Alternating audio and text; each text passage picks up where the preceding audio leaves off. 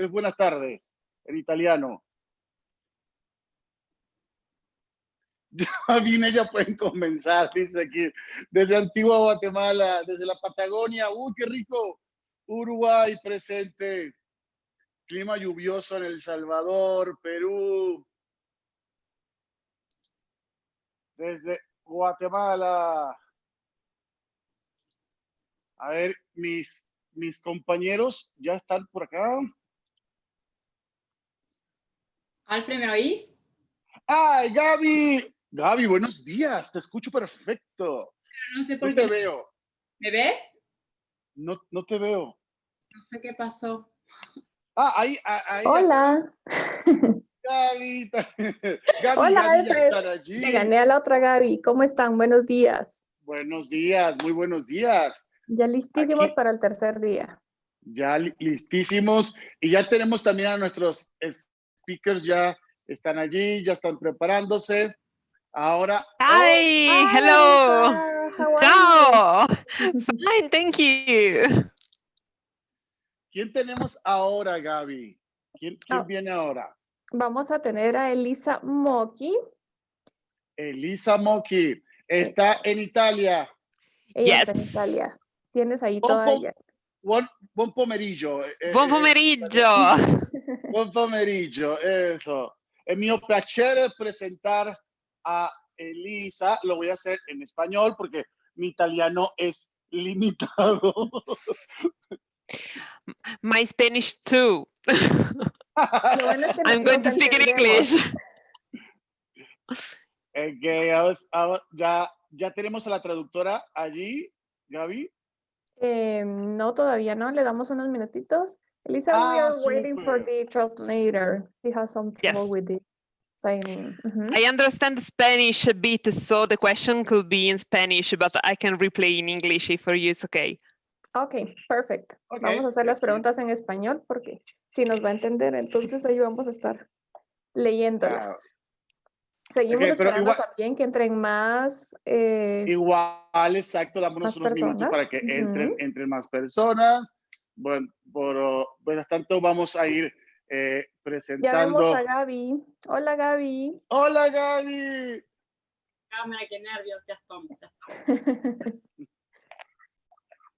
Bienvenida, Elisa. Un placer tenerte.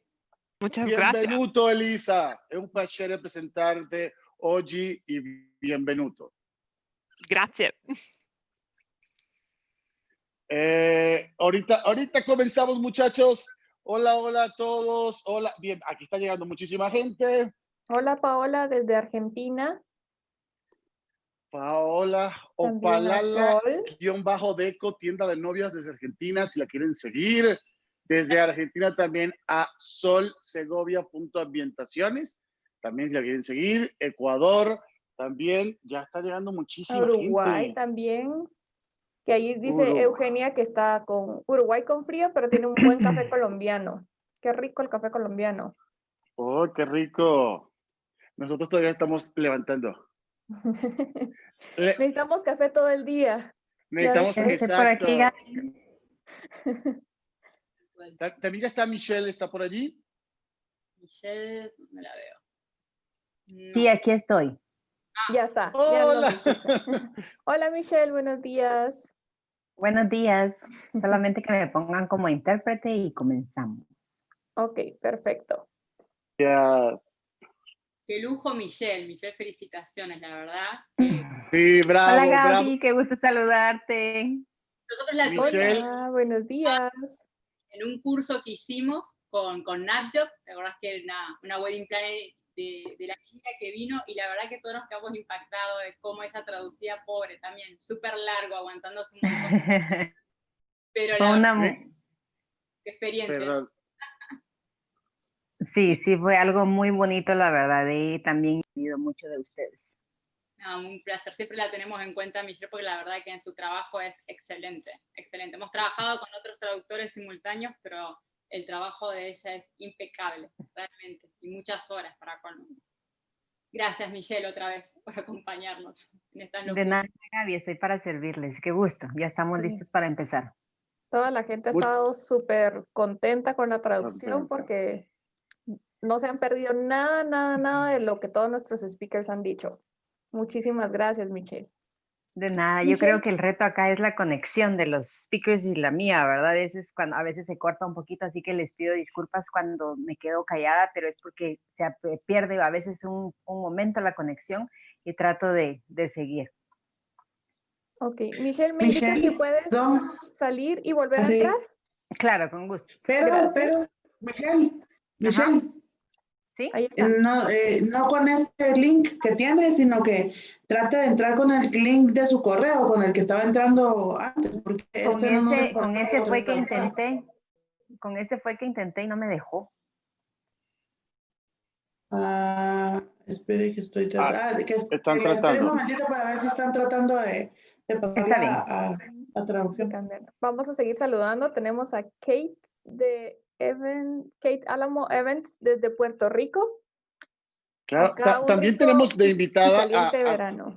Claro, también tenemos junto a Elisa a Simona, también está allí contactando. Hi Simona, how are you? Good morning. Simona también en Italia. Ah, en Italia también. Entonces todo va a ser en italiano en la primera hora. Muy europeos. Ya está como intérprete. Ya estoy como intérprete, exacto. Hola Honduras. Buongiorno, dicen por aquí. Buongiorno. Gabriela Maldonado. Mande.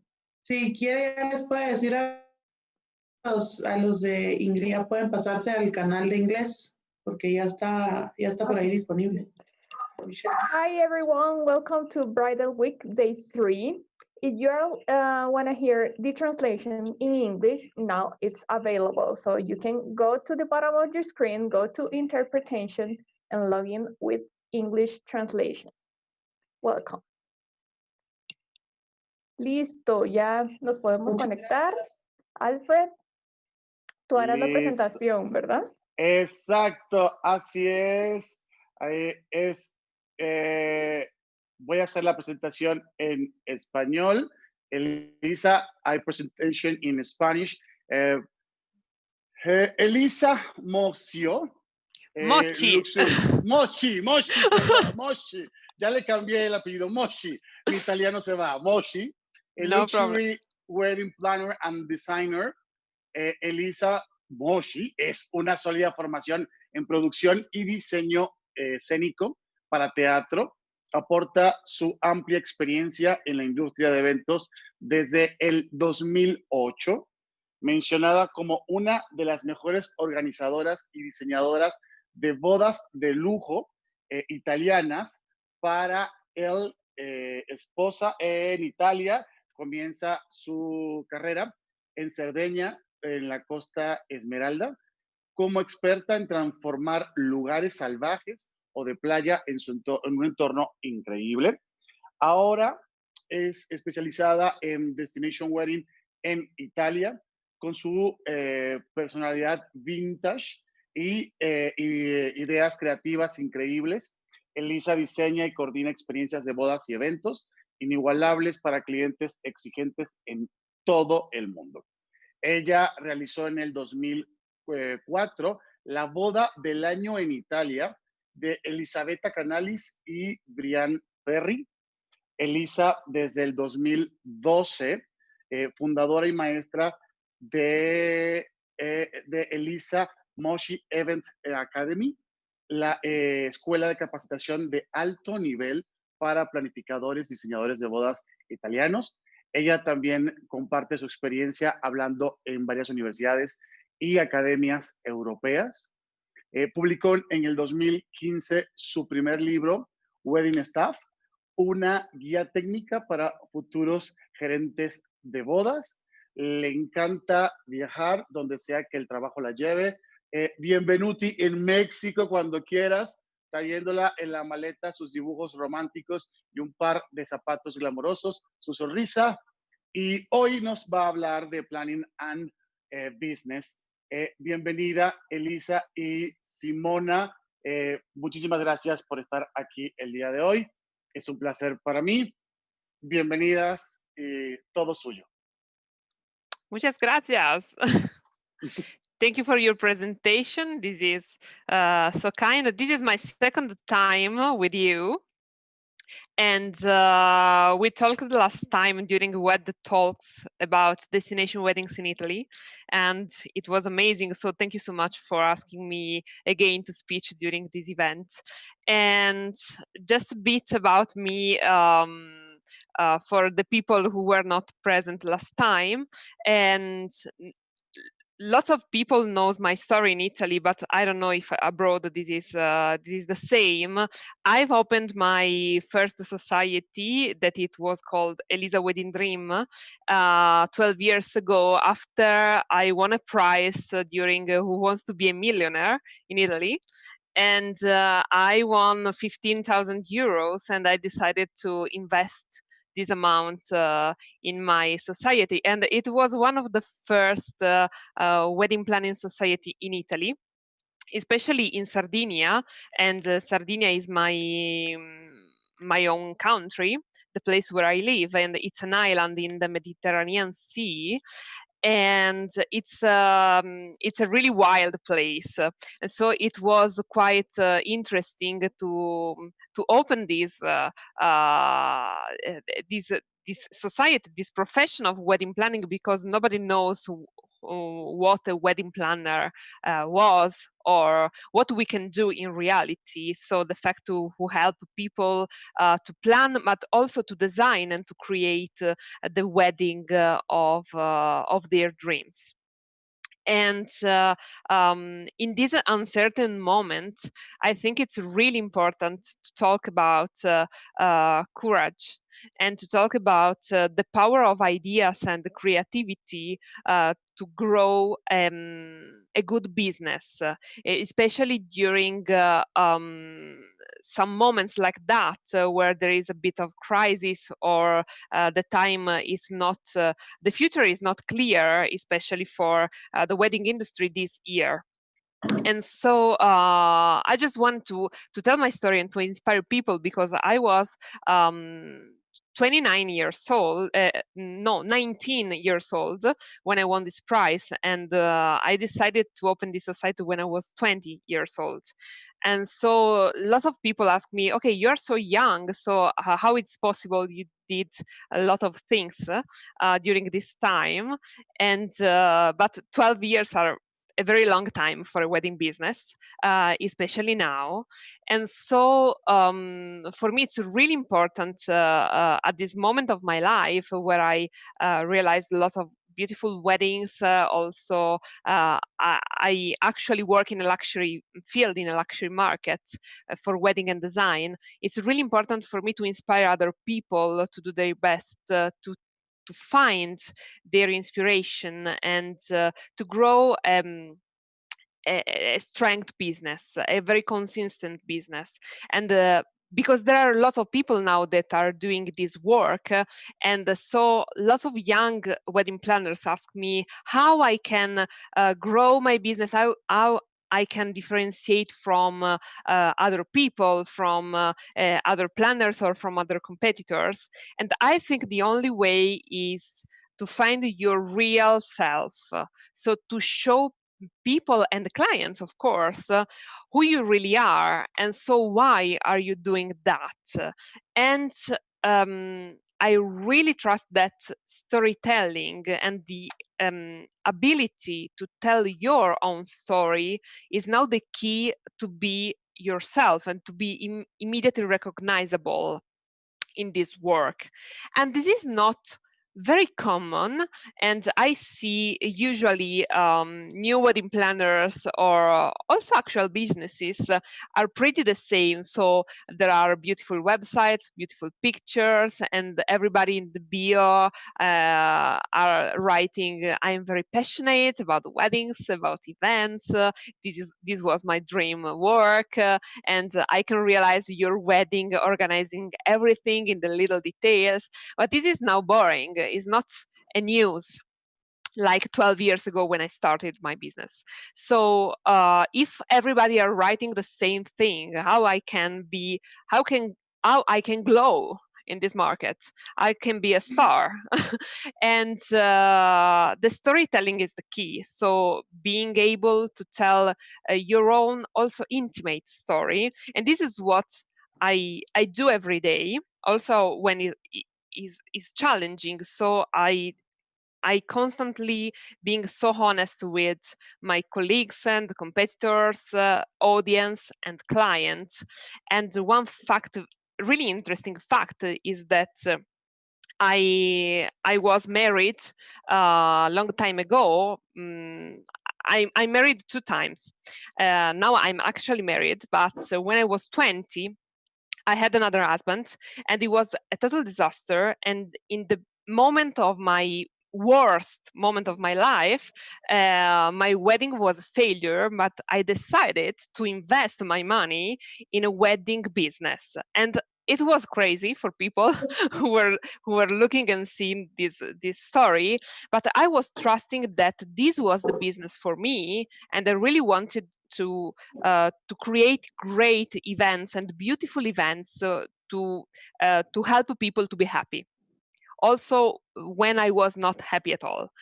And actually, I think this is a great story, and this is part of my own story. And in the moment of a very hard time, I found the courage to pursue my dream. And my dream, it was not an ideal dream of, oh, I like flowers and beautiful things, I want to be a wedding planner. No, my dream was to be a self-entrepreneur. And this is also another key to stand up. So being able to look inside and trust and trust yourself and say, okay, this is my my goal. This needs to be a business. I need to have money, to make money. There is no fear, and I need to make money doing beautiful things and creative things. So this is my story. This is something I really love to tell, to encourage people to follow also the worst period like this one is for lots of people in the wedding industry, and find the light. And sometimes the light is something you cannot search outside of you. This is something you have inside. And so this is my my encouragement for everybody to find the light also in the darkest time, and trying to put any effort in doing what you really love, and try to do this at your best, like you really are, and not like the market says you have to be, not following other trends, not absolutely looking Pinterest for inspirations. This is the worst. Pinterest is a great place where to finding inspiration, but sometimes to go out of the crowd and stand up, you have to find your real self and the inspiration around you. And in the last talk, when we talked about destination weddings, I think this is the key. So nature is the key, the venues are the key. Sometimes the right inspiration is just around the corner, and you just have to breathe and look around and switch off the Instagram, Pinterest, and social media, and search the inspiration in the colors, in the shapes, in the materials that the nature offers us every day. And yeah, so if you have any kind of questions, here we are.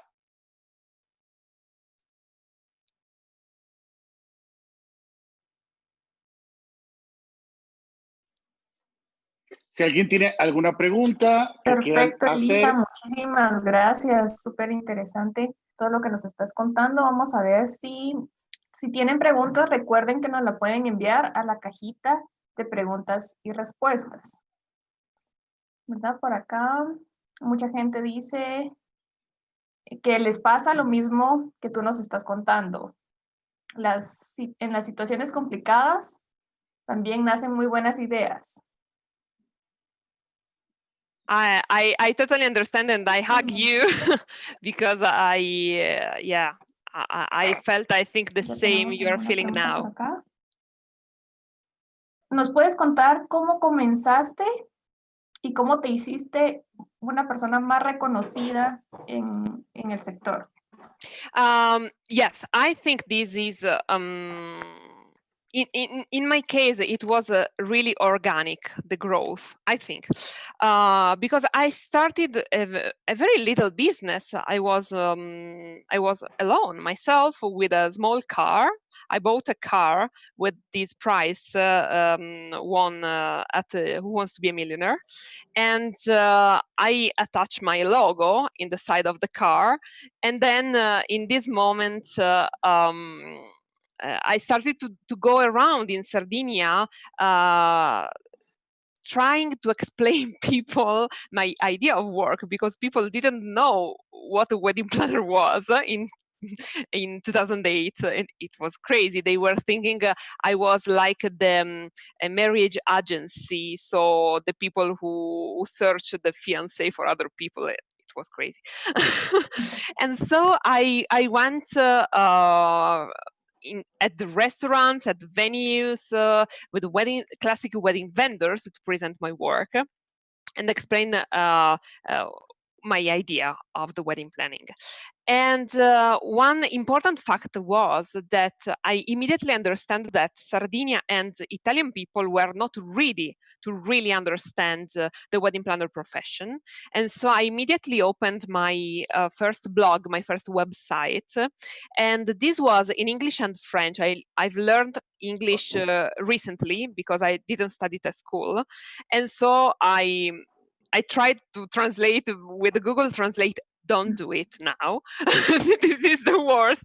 But yeah, it works. And especially I searched some keywords like weddings on the beach, outdoor weddings in Sardinia. And I discovered that there was a very big market outside Italy searching for what we actually call destination weddings. So beautiful places where to go and marry and having fun with the family outside their country. I immediately understood that I needed to specialize in these kind of fields, and especially the venues and the restaurant didn't want to work with me initially. They were very scared about this new profession. So they think, oh, you are stealing my work. And so I specialize in outdoor weddings immediately. And so weddings on the beach, weddings on the old sailing boats, for example, in the small archipelago around Sardinia, or into the woods, in the big outdoor places with a tent, or completely outdoor events with the dinner and the ceremony. And this was something that nobody did before, really. And also, and this was very challenging for me, but also very interesting for the wedding market in Italy and abroad. So I continue for several years to work with foreign couples, and actually is my main market. But also year after year, also local people understood the beauty of this kind of new events, new weddings, and started to ask me. And as Alfredo says, in 2014, I had the great pleasure to work with a VIP client. It was my first VIP client, Elisabetta Canalis, and she was really famous in those years because she was the ex-girlfriend of George Clooney, and George Clooney get married in the same week of Elisabetta. So all the newspapers were crazy about this combination of the two weddings and were comparing for months these events. And Elisabetta is Sardinian. Her origin is Sardinian, and so she chose a wedding planner from her own island, and it was incredible for me because she trusts me, and I was about 24 years old, if I remember well. And it was a great challenge. And in this moment, those years, I discovered that I really needed to have a team working for me. and I needed to grow up this team. And in those years was born Elisa Mocci Events Academy to train people to do excellent weddings. I don't need hostesses. I need people like me, planners like me, that helps me to do big weddings. And the power of training and education is the key in this work. So I grew up constantly trying to improve year by year, also from the errors. And year by year, I'm reaching every day some new clients, healthy clients, bigger weddings, and it's really organic, I think. So I suggest do what you love, but do at the maximum of your possibility, and during the free time, train yourself and educate yourself. I attend a lot of international events with other colleagues, like �𝐻𝐸𝐵 Summit, Exotic Congress, Luxury Congresses, because it's really important to share the experience with your colleagues. That's right. You're absolutely right. It's really important. Tenemos otra pregunta. ¿Cuál ha Sí. sido tu mejor y tu peor error, podríamos decirlo así, al hacer un evento? ¿Y cuál ha sido la mejor experiencia que has tenido haciendo un evento? Wow, it's a very good question. Mejor experiencia. I have lots of beautiful experiences, but I really enjoyed one of the events, I think 3 years ago, with a couple. He was originally from Sardinia, but living in San Francisco, and she was from Taiwan. So my ideal couple, so international, different people, and they asked me a real Sardinian experience, not something fake, not just a beautiful venue or outdoor space. And I asked the Sardinian government to give me the permission to go inside a nuraghe, that is a sort of archaeological place, really authentic, like something you have in Riviera Maya, something really stunning and beautiful. And it was the first time ever, and this was so authentic and so magic, something like never before. And in that moment I felt that this is really my key, my X factor. I really want to create emotional experiences in beautiful natural places, no matter where, and in Italy or abroad or in Lake Como, in Rome or whatever. But this was really challenging because they did 2 kilometers on foot to reach the venue, but it was absolutely amazing. And the second time, it was my first gay wedding on a cliff. This was also so emotional and really authentic. And yeah, errors, I did lots of mistakes. Trust me, lots of mistakes. If I think something really, really crazy, it was last year. It's a simple mistake, but it was so bad.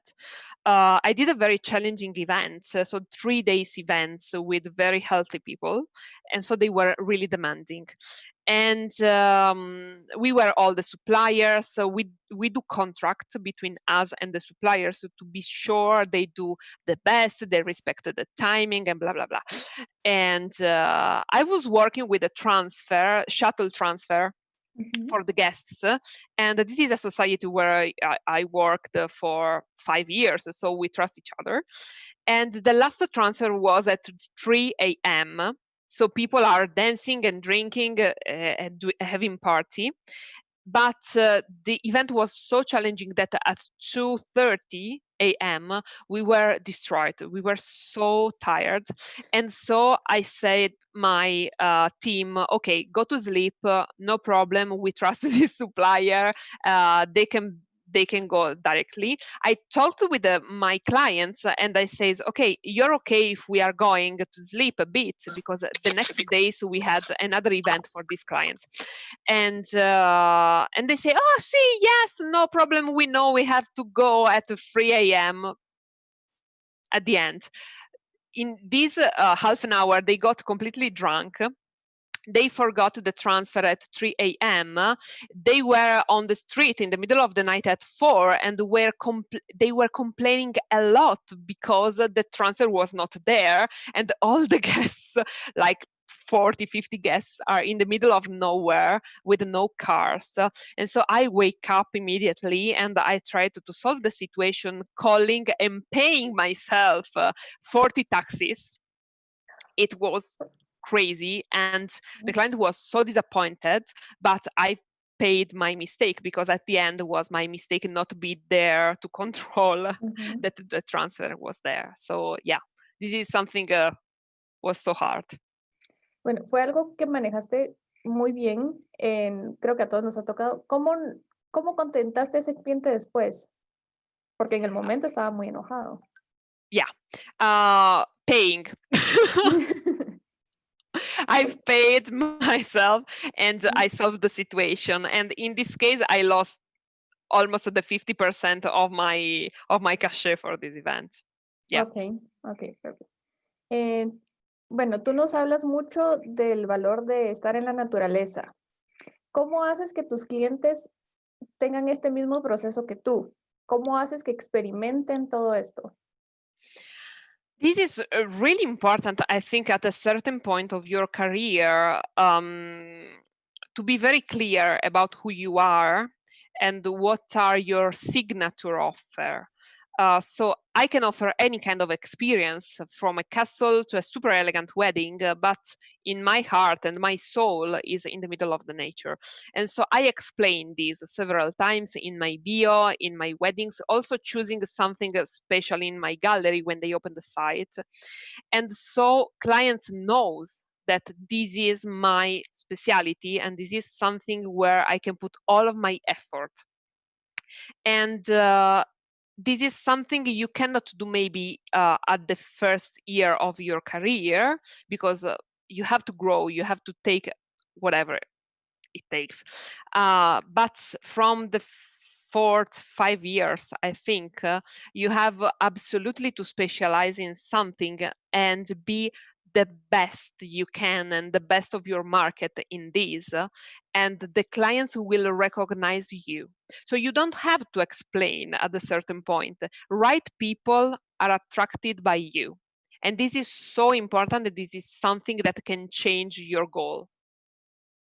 Okay, perfect. ¿Qué ha sido lo más loco que te ha pedido un cliente? ¿Lo has podido hacer? ¿Y cómo les haces entender que a veces hay cosas que no se pueden hacer? I'm sorry, it was too quick. I didn't understand. Okay. What's the most crazy thing a client has asked you?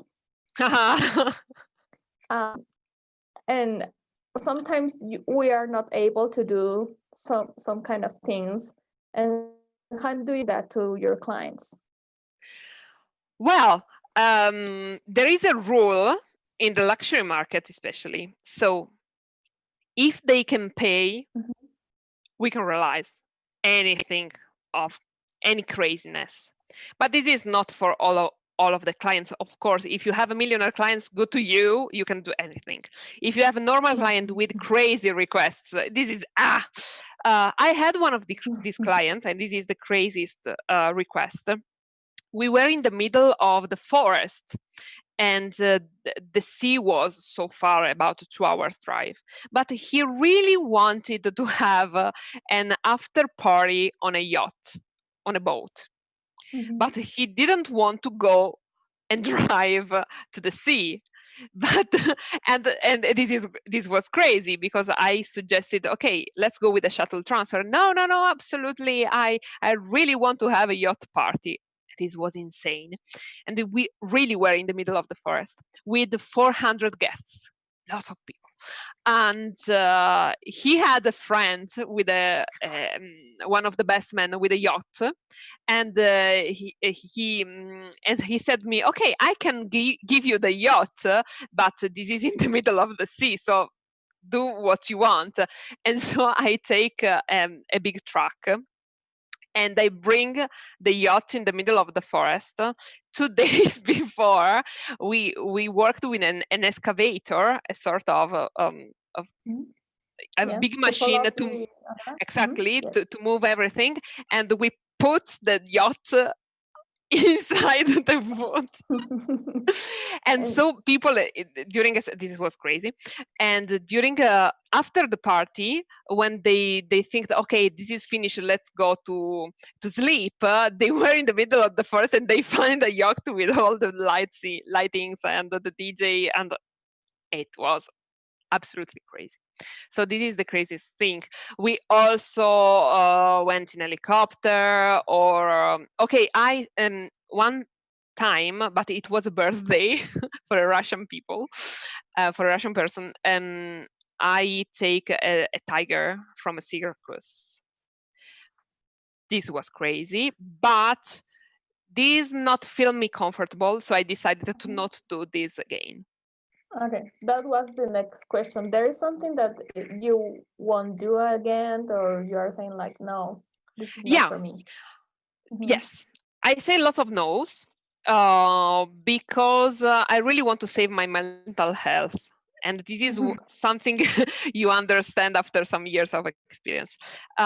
This episode with the tiger not makes me comfortable because it was an animal and it is not funny in my mind.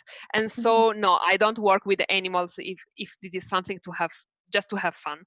And I say no when the craziness is not fun, is not an amusement, is just to show money, or it's something that it can be dangerous or is not a good taste, if I know what I mean.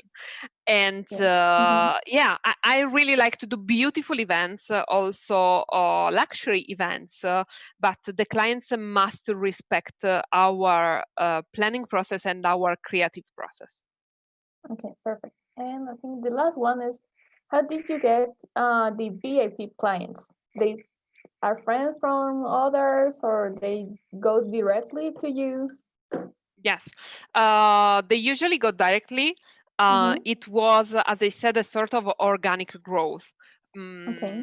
For sure, when Elisabetta Canalis chose me as her wedding planner, it was obviously a great booster, because lots of people in Italy knew, okay, there is Elisa Mocci, and started to follow me. But mm, she reached me and she found me through a newspaper article.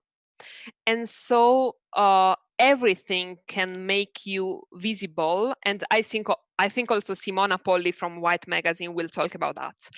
And it's important to have a good relationship with the media. Sometimes it's not easy, but if you are doing something beautiful, and if it's something out of the crowd, the media and the journalists will notice you. It's absolutely like that. And when I was so young, some of my weddings were published in the local newspaper, and then in big magazines, and then, and it's normal. It's like a process. You don't have to think as a startup, I want to take a VIP client. This is almost impossible. You have to reach credibility, and the credibility is the key. If you are a serious planner or designer or whatever, and you are working hard and seriously and try to do every time the best, and every time something new, and I think your target will increase year by year by year. And if you want to attract the VIP client and the luxury client, you have to act like a luxury planner. You have to have a team. It's really important how you replay at the phone, if you have a social media manager. So you have to build a company that reflect this kind of demanding client.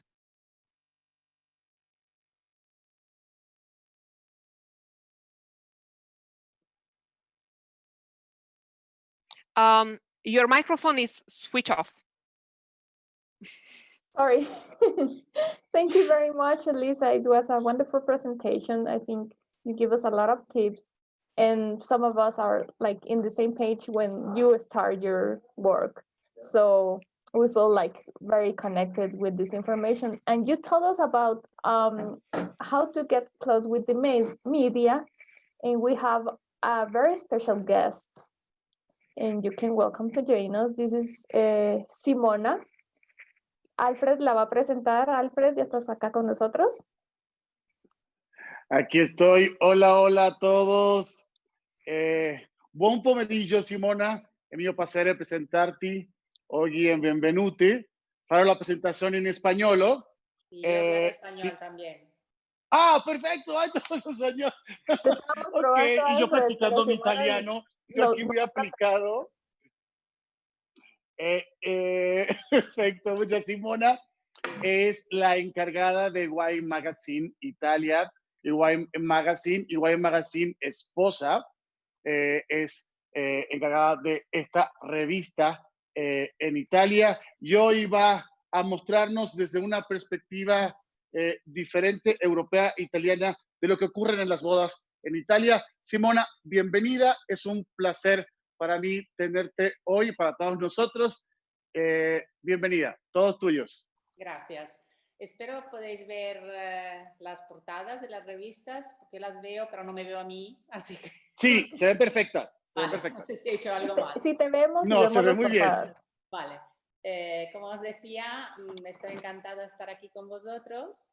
Es una nueva experiencia para mí, sobre todo para el mercado de Sudamérica, que he visto que estáis muchísimos. Yo empecé a miraros el lunes y no lo miré todo porque terminaba muy tarde por la noche y yo por la mañana trabajaba, pero muy interesante. He visto algunos speech de verdad muy interesantes. Y yo estoy aquí un poco para explicaros lo que he hecho en mi vida, pero para dar la importancia a lo que es la comunicación, como decía antes Elisa. Yo me ocupo de revistas que hablan de bodas desde hace más de 30 años. Y empecé en Italia con una revista que editaba y era directora mi madre, que empezó aquí en el 1973, la primera revista de novia en Italia. Y luego, al cabo de 2 años, ya decidimos abrir mercados y me fui a trabajar a España. Por esto hablo castellano, español. Y estuve haciendo la misma revista, un mercado totalmente nuevo, en España y en Portugal durante 12 años más o menos. Volví a Italia en 2000. Y claro, esto me hizo entender lo que es la importancia de la comunicación. Yo vi nacer en esta época, en España no habían revistas y empezaban a hacer empresas no muy grandes, habían algunas grandes, pero habían muchos talleres y luego empresas de media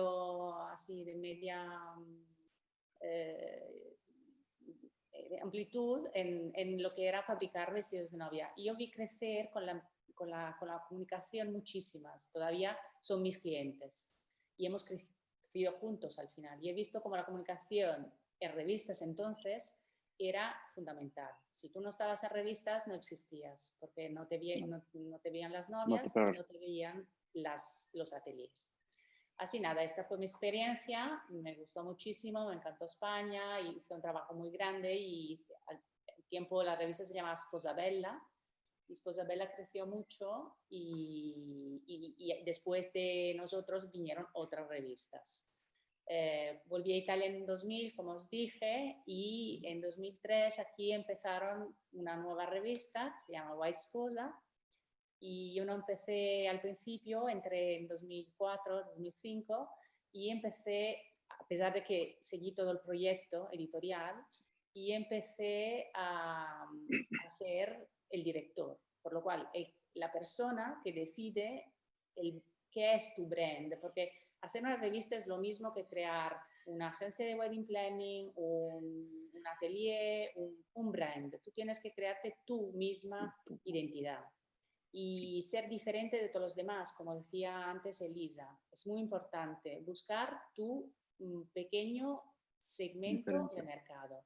Es imposible hacer un brand copiando lo que hay ya. Por lo cual, cuando empezamos a pensar en White, nosotros veníamos de una experiencia de una revista muy famosa, muy importante, muy comercial. El proyecto fue comercial, ya lo hemos hecho, ahora muchos nos han copiado y son todos comerciales, por lo cual hacemos algo que no sea comercial.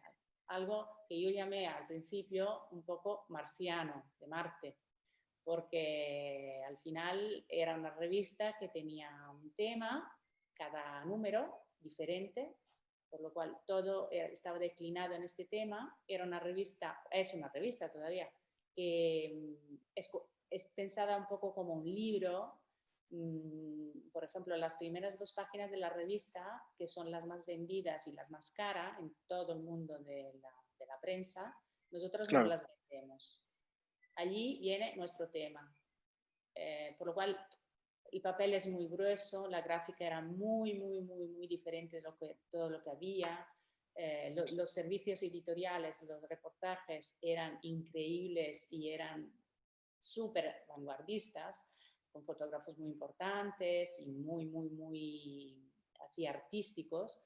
Y claro, esto fue la diferencia, por lo cual White en pocos años fue la revista de referencia de todo el mercado, también en Italia, donde había revistas súper importantes. Aquí había ¡𝐕𝐢𝐫𝐭𝐮𝐚𝐥, había muchas revistas, por lo cual fuimos capaces de hacer un nuevo proyecto con un enfoque muy decidido y, digamos, seguir por este camino. Nunca quisimos ser muy comerciales, porque yo creo es la única forma para distinguirte, en mi caso, de todo lo que había en el mercado. Por lo cual os dije, en 2003 empezamos White. White es una revista que, como os decía, dedicada enteramente al sector de novia, en todas sus facetas, por lo cual tiene todo. Digamos que el mayor enfoque es la moda, por lo cual White es una revista que habla de vestidos de novia y de accesorios y de lo que son las tendencias. Luego tenemos todo lo que sirve a organizar una boda, que pueden ser todos los proveedores, los wedding planners, los fotógrafos, hablamos de viaje, hablamos de muchísimos argumentos. Siempre intentando mantener el tema. Si van por ejemplo, aquí ven que hemos salido los últimos 3 números, nosotros salimos 3 veces al año. En mayo del año pasado fue un número dedicado a todo lo que son los desfiles y las presentaciones de las colecciones, que aquí en Europa se hacen en abril más o menos. En septiembre fue un adelanto de lo que era la colección y el número se llamaba The Poetry Issue.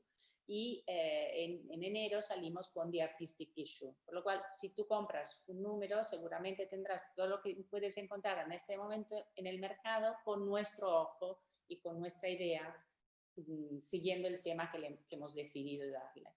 Es una revista internacional, digamos que el mercado principal es Italia, naturalmente, donde tiramos 45.000 copias cada número, y vamos también al extranjero, donde somos muy conocidos.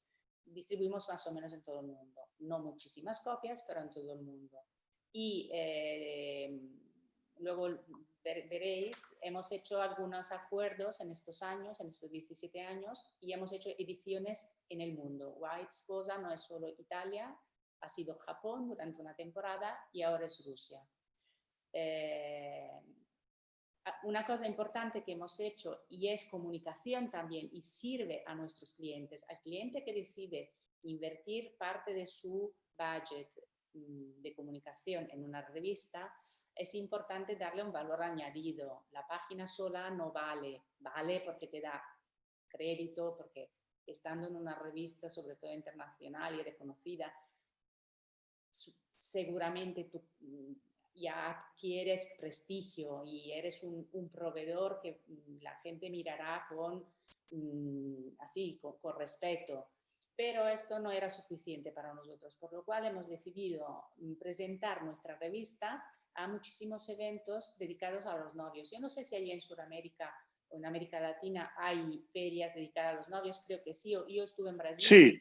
Sí, hay muchas. Vale, aquí también, en Italia también. Por lo cual decidimos buscar las mejores en las mejores y más grandes ciudades y participar como única revista del sector en exclusiva. Por lo cual, todos los novios que venían y vienen a estas citas reciben white en la mano. Y esto para nosotros es súper importante y es súper importante para mi cliente. El que decide gastar e invertir en mi revista sabe que más o menos en 10, 15 eventos en Italia cada año estará mi revista y yo la daré en mano al futuro novio o la futura novia. Y esto, yo tengo una feria en Nápoles cada año, dura una semana, y allí distribuimos 20, 30.000 copias. Por lo cual entendéis que quien decide estar en mi revista llegará a 20.000 parejas. Y esto es algo que se valora mucho en este momento. Tenemos también todas las ferias profesionales, estas sí más a nivel internacional, por lo cual estamos en Nueva York, estamos en Barcelona, estamos en Londres, esto para lo que es 𝐕𝐢𝐫𝐭𝐮𝐚𝐥 de Italia, y participamos también como revista Media Partner en eventos dedicados al sector. El año pasado por primera vez estuvimos en tengo aquí DVP, que es DPW, exacto, en Dubái. En exacto. Dubái, yo los vi, de hecho, ahí estuve presente. Estuvimos allí como primera vez, y este año que se hará en Rodi, se tenía que haber hecho, en Grecia, en noviembre, y seremos media partner único desde Italia, con 2 revistas. Ahora explicaré, porque mientras tanto hemos hecho otras cosas. Y claro, esto de los eventos es muy importante, porque allí el cliente puede sacar también, ¿no? Su dinero está bien invertido. Y luego no podemos olvidarnos que el mundo cambia y las revistas son muy importantes y son muy bonitas y yo creo que no morirán nunca, pero White es también digital. Precisamente el lunes ha salido el primer número digital, enteramente digital, que hemos hecho en esta temporada de emergencia, de COVID, porque no podíamos salir en papel. Ha sido un experimento, no creo lo volveremos a hacer, a pesar de poner en venta, y siempre ha estado la revista de papel en PDF. Y tenemos naturalmente todos nuestros social, que son Facebook, Instagram, Pinterest, Twitter, lo utilizamos poco, pero lo tenemos. Y un sitio web siempre actualizado con las noticias y todas las informaciones que pueden servir a las novias y a nuestros clientes. Por lo cual, digamos que estos son nuestros canales de socials. Y como os decía, desde hace 5 años hemos hecho un acuerdo con un editor ruso y hemos sacado 𝐕𝐢𝐵𝐺 Rusia. 𝐕𝐢𝐵𝐺 Rusia ha tenido un súper éxito. Es una de las revistas también más conocidas ahora en el mercado ruso, pero sobre todo porque han pensado de hacer una gala night, que es los Wedding Industry Awards, que cada año premia todos los mejores profesionales del sector. Es un premio abierto al sector boda de Rusia, pero el año pasado lo tuvimos también internacional, y el jurado es italiano, por lo cual yo normalmente soy el jefe del jurado y luego decido 10 o 11 personas que vendrán conmigo en Moscú, votamos desde Italia y allí premiamos. Y Elisa fue una de los jurados de esta noche, que es muy bonita. Esta es un poco nuestra forma de presentar los editoriales, por lo cual accesorios, los desfiles, ideas. Esto lo he cogido desde este número digital. Por lo cual este número está dedicado a las tendencias y tenemos muchísimas páginas de tendencias. Estos son los editoriales que hacemos, siempre con una idea y un estilo nuestro, muy propio. Y como os decía antes, hace 2 años, yo que soy siempre un poco así, me canso, y ya son 17 años que hago white, pensé, a ver, yo no soy joven, y a pesar de que me guste mucho trabajar con los jóvenes y saber y tal, y esta forma nueva de consultar y de tener ideas mirando los socials, me ha ido muy bien. Lo sé todo y lo hago todo, pero me iba bastante estrecha, a ver, me iba un poco justa, porque yo miraba y me decían, mira Instagram, mira que tienen unas cosas fantásticas, y es verdad, yo lo miraba y decía, esto me gusta muchísimo, esto es fantástico, esto es maravilloso. Luego, con los premios en Rusia, me llegaban trabajos de wedding planners rusos increíbles, y allí por lo menos me los guardaba todos en una carpeta y me los volvía a ver cuando quería. En Instagram para mí era imposible, por lo cual veía cosas y al cabo de un segundo las perdía. Entonces pensé, no, esto no puede ser. No puede ser, no puede ser, no puede ser, porque en el mundo hay una maravilla y yo tengo que tenerla en la mesa. Entonces decidí hacer esta nueva revista y Elisa fue la primera que nos apoyó. Se llama The Real Wedding y está dedicada a las bodas reales. Por lo cual, en esta revista solo publicamos bodas reales de todo el mundo con una veste gráfica que recuerda un poco Instagram. Okay. Es como trasladar el Instagram al papel. Al papel. Porque no podía yo estar pensando que me perdía tanto. Y entonces pensé, dije, mira, lo pongo en papel. Con Real salimos 2 veces al año, no hay un tema, sino abarcamos todo lo que es wedding y todos los proveedores del wedding. Aquí no hay fashion, no hay moda, hay muy poca. Y hacemos 30.000 copias, un poco menos de white. Es una revista que ha gustado muchísimo al extranjero. Este es más o menos el corte de los editoriales, donde presentamos lo que ha sido la boda, sobre todo enfocándonos en los detalles. Por lo cual, es una inspiración que queremos dar, que sea a la pareja o a los profesionales, para que vean en el mundo lo que está pasando, lo que se ha hecho y tengan inspiración. Este es Elisa, por ejemplo, en una boda del último número. Y claro, siempre buscamos que hayan ideas y detalles muy, muy interesantes y muy diferentes. Hablamos de viajes, con ideas siempre muy sugerentes. Luego vamos a dar ideas sobre wedding cakes, color del año. Digamos, es una revista un poco más... Aquí veis el DWP, claro. La historia de la masterclass de Elisa, donde estaremos también como media partners. Es una revista, las flores, donde todos los proveedores que se dedican a organizar bodas, pueden dar su contributo. Y nada, aquí también tenemos los social, que no podemos olvidar.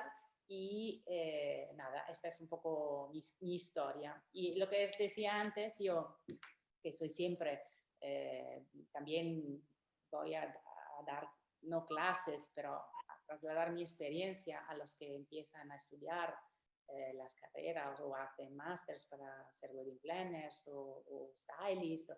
Yo siempre digo que en la vida hay que tener muchísima curiosidad, ser muy abiertos a lo nuevo y a lo que veas en el mundo. No hace falta que sea de tu sector o de lo que tú creas que tiene que ser tu vida. Tienes que mirarlo todo. Yo cuando todavía yo viajaba muchísimo y no había internet, yo viajaba con maleta vacía y volvía con maleta llena solo de revistas y kilos de papel. Y nada, y eso para mí era lo más bonito. Y yo tengo revistas aquí en el despacho que no pintan nada, ni con la moda, ni con la novia, ni con nada. Revistas de arquitectura, revistas de todo lo que me gustaba lo compraba. Claro. Porque creo que esto es lo que te puede abrir la mente y te puedes dedicar a tu profesionalidad, a tu profesión con un sprint, digamos, diferente y más concreto y que te hará diferenciar de todos los demás, que es lo más importante. Lo que Elisa ha dicho es fundamental. No puedes hacer lo que hacen todos, tienes que pensar en algo que seas tú y centrarte en esto, porque in Italia si dice il tuttologo non esiste, la persona que lo sabe todo no existe. Por lo cual, digamos, yo creo que todo hace, la comunicación es súper importante, en cualquier sitio, en cualquier forma tú la hagas, que sea papel, que no sea papel, que sea Instagram, que sea Facebook o que sea tu página web, súper importante. Yo cuando veo clientes que me mandan presentaciones así un poco que no están conformes, casi no lo miro o lo miro y digo, uff, este podría haberlo hecho mucho mejor, porque lo ha hecho así. Por lo cual, cuidar muchísimo vuestra imagen, porque sois todos súper profesionales. Yo he oído, como os decía antes, algunos speech y he visto que Alfred tiene unas ideas y unas cosas increíbles. Me ha encantado. Y estaba allí también mirando, luego he mirado el puerco, lo sabía, pero me he ido a mirar todo porque me encantó. Por lo cual tenéis todos una súper profesionalidad y lo importante es comunicarla, pero ser siempre coherentes. Claro, claro. Simona, muchísimas gracias. Pasaremos algunas preguntas que hay por aquí que seguramente quieren hacerte. Una de ellas recurrente es, ¿cuáles son las redes de ambas revistas? Vale, encontráis 𝐕𝐢𝐫𝐭𝐮𝐚𝐥, Facebook, Instagram, The Real Wedding, Facebook, Instagram. Mientras nuestra web de White es whitemagazine.it y therealwedding.it. Otra pregunta que también hacen por acá es, ¿se publica en qué idiomas la revista? A ver, White Esposa está publicado solo en italiano, porque como os decía es una revista que mira mucho a la moda, por lo cual la moda sabéis que son imágenes, son vestidos bonitos y un nombre del diseñador, no hace falta mucha traducción. The Real Wedding está en italiano y en inglés. ¿La distribución de ambas es mundial? Sí, es mundial, no llegamos a todos los países porque depende del país si lo pide o no. Si alguien quiere me puede escribir a white@whitemagazine.it. Si quieres lo puedes escribir en el chat. Sí, ahí espera, en el chat lado, pues, ¿no? Espera, ¿dónde estoy? El chat, aquí. No, lo he apagado, perdón. Como os decía, no te preocupes. Message, ok. whitemagazine.it. Lo pueden escribir aquí, lo veo yo, el correo, por lo cual... white@whitemagazine.it de Italia. Sí, para todas las revistas, si me preguntan, yo hablo con el distribuidor y veo si en su país llega, y si no, cómo podemos hacerlo llegar, y si no, hay la posibilidad de recibirlo en PDF online. Claro, en el caso de América, ¿qué países sí hay distribución? Ahora mismo lo miro y te lo digo porque no me acuerdo, porque hay muchísimos países. Voy a verlo aquí. Veréis todo mi escritorio horrible. A ver, ahora estamos... No tengo mucho, tengo Brasil, algo, y no, en América Latina poco, en México. En México y en Brasil. Sí, en Brasil, sí. Porque son países difíciles en cuanto a distribución, la revista llega y es muy cara. Y entonces, yo me acuerdo que en América, hace 2 años que luché hasta la muerte, la revista valía $49. Wow, sí, muy cara. Ahora he luchado y vale 14. que es muy cara también. Y 14 es bastante accesible, es un costo mucho más accesible. En Italia vale 5 euros. Oh, claro, exacto. Simona, muchísimas gracias de verdad por tu plática. Gracias por tu español perfecto, porque hablas castellano muy, muy bien. Así se nota en 2 dicen años. que tengo acento de Barcelona y nada. Exacto. Es lo que hay. Aquí dicen, Simona, Chile es un buen mercado. Así vale, que ya lo miraré. Lo miraré. Pensar en Chile. Y es un placer de verdad conocerte. Te seguiré en tus redes y tendremos ahí un contacto más cercano. Muchísimas gracias. Absolutamente, cualquier cosa. Gracias, gracias. Gracias a Elisa también, que está por allí. Muchísimas gracias. Ahora vamos a continuar con nuestra siguiente speaker, Gaby. ¿Qué viene ahora? Sí, Alfred, tenemos una invitada muy especial que nos acompaña desde ¿puedo decir Londres. antes de que vayamos con la speaker, podemos decir y recordarles que tenemos varias cositas. Uno, sigan los regalos el día de hoy. Tenemos muchísimos más regalos. Hay muchos regalos que hoy se van a ir para que sigan creando contenido. Recuerden que vamos también a elegir el influencer del chat. Así que ya seguiremos viendo sus interacciones. Vamos a destronar a Claudia. Ahora, ¿quién será el nuevo influencer del chat? Y también recordarles que, por favor, chicos, es importante donar. Es muy, muy importante sus donaciones para que pueda seguir el tema de las traducciones simultáneas, para que podamos seguir apoyando esta iniciativa. Les pedimos, por favor, el día de hoy, la meta de ayer lamentablemente no se cumplió. Esperamos que el día de hoy rebasarla y rebasarla aún más. Así que, por favor, échenos la mano. Nosotros les ayudamos, ustedes nos ayudan y todos salimos felices. Gaby, ahora sí con nuestros anuncios, te dejo. Muchas gracias a todos y aquí seguimos. Gracias, Alfred. Súper importante información y pues esperamos el apoyo de todos para poder seguir realizando este tipo de eventos súper importantes. Les voy a contar un poco de la biografía de nuestra siguiente speaker. Como les comentaba, nos vamos a ir ahora hasta Londres. Vamos a Inglaterra, vamos a viajar un poco con Anisha Vasani. Anisha es la directora comercial y creativa de Bridal. Es una marca que desde el año 2013 se encarga de crear experiencias en todos los eventos. Ella crea eventos donde los asistentes son presentados con los mejores diseñadores, líderes de opinión, planificadores y proveedores de la industria mientras disfrutan de la oportunidad de establecer contactos, intercambian ideas y crean inspiración. Ella trabaja con los más top. También es la encargada de supervisión de todas las sesiones fotográficas para distintas campañas. Es Wedding and Event Planner. Es experta también en bodas y en estilo de vida de lujo. Así que para mí es un gran gusto presentarles a Anisha Vasani. Hello, Anisha. Are you there?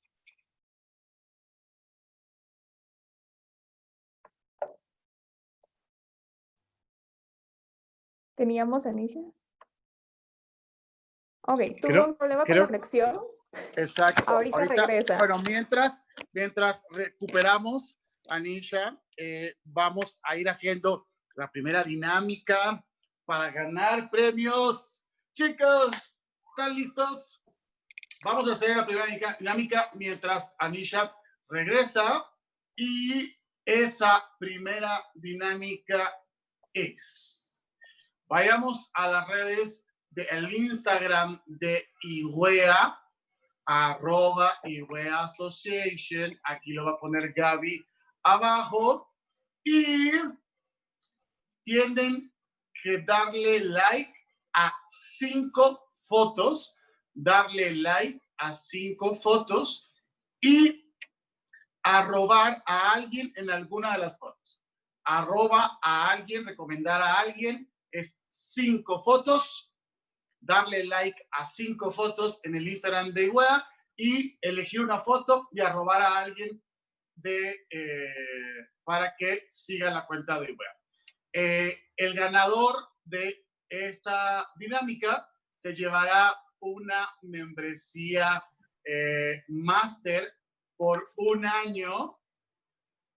Con un año completo se va a llevar esta membresía, donde van a tener capacitaciones durante todo el mes, van a tener 4 webinars al mes, es decir, cada clase cada semana, van a tener también asesoría y mentoría 1 a 1. ¿Cuál es el Instagram? Comentan por allí, Gaby.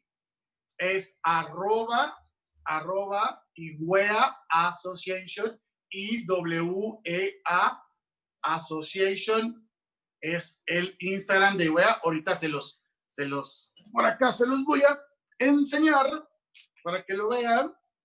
Así que vamos a seguir la cuenta de 𝐕𝐢𝐫 y ese va a ser la dinámica, exacto. Se los voy a escribir, exacto. A ver, un segundito, se los escribo por acá.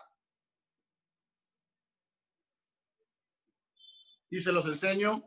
Aquí está. Aquí lo pueden ver. Esta es la cuenta. Esta es la cuenta y es @𝐕𝐢𝐫𝐭𝐮𝐚𝐥.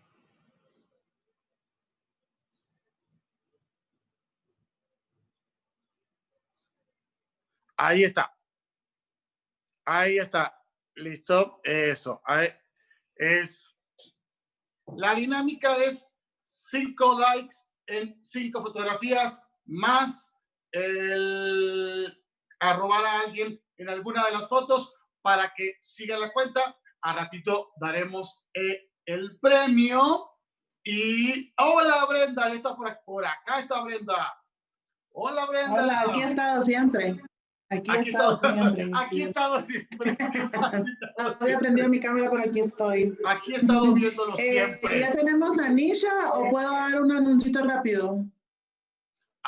Puede dar el anuncio, puede dar el anuncio. Rápido. Bueno, más que anuncio, quiero dar unos agradecimientos.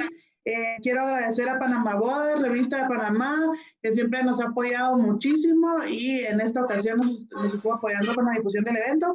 También quiero dar gracias a Paulina Giacometti, directora de Novias por Siempre, Comunidad de Novias de Ecuador, y NetBodas, la red de los mejores profesionales de bodas y eventos en Ecuador. Y quiero también agradecer a Viajes, Bodas y Más, también de Ecuador, que es una revista enfocada a historias reales y bodas de destino. Todos ellos nos estuvieron ayudando con promover, con invitar a muchos de los que están hoy acá recibiendo el congreso. Se enteraron por medio de ellos. Les agradecemos muchísimo el podernos ayudar a difundir y esperamos que esto se vuelva cada vez más grande. ¿Cómo vamos a hacer que se vuelva más grande? Ayudándonos a difundir, haciendo historias, viendo que los que no estuvieron acá sepan que se perdieron de algo demasiado bueno y que la próxima quieran estar acá. Ustedes también siguiéndonos en las redes y pues no, solamente quería agradecerles a todos ellos. Ya tenemos a Anisha por aquí, ya regresará Gaby.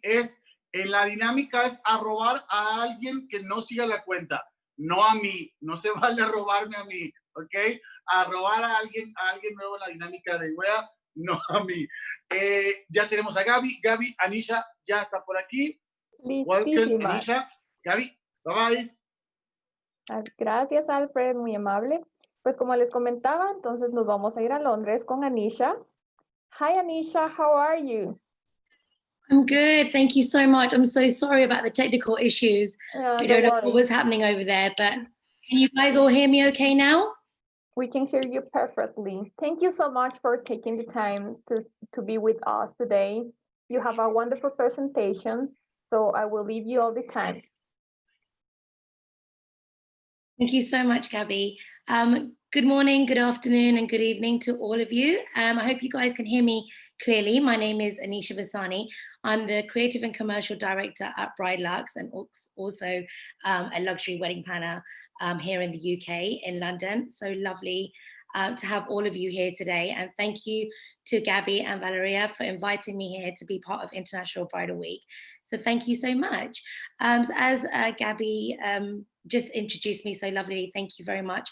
You know, I represent and I'm the Creative Commercial Director for Bride Lux, and Gabby had invited me on here to talk about the impact of marketing your brand at our luxury wedding shows and conferences. So have any of you heard of Bride Lux before? If you have, please put your comments in the Q&A box. And if there's any questions you would like to ask me, sorry, I know I can't speak Spanish, but I wish it was one language that I didn't know how to speak. But I think a lot of you are hopefully getting the full translation in English as well. So I'll try to go as slow as possible, but if there's any questions you'd like to ask me, please put them in the Q&A.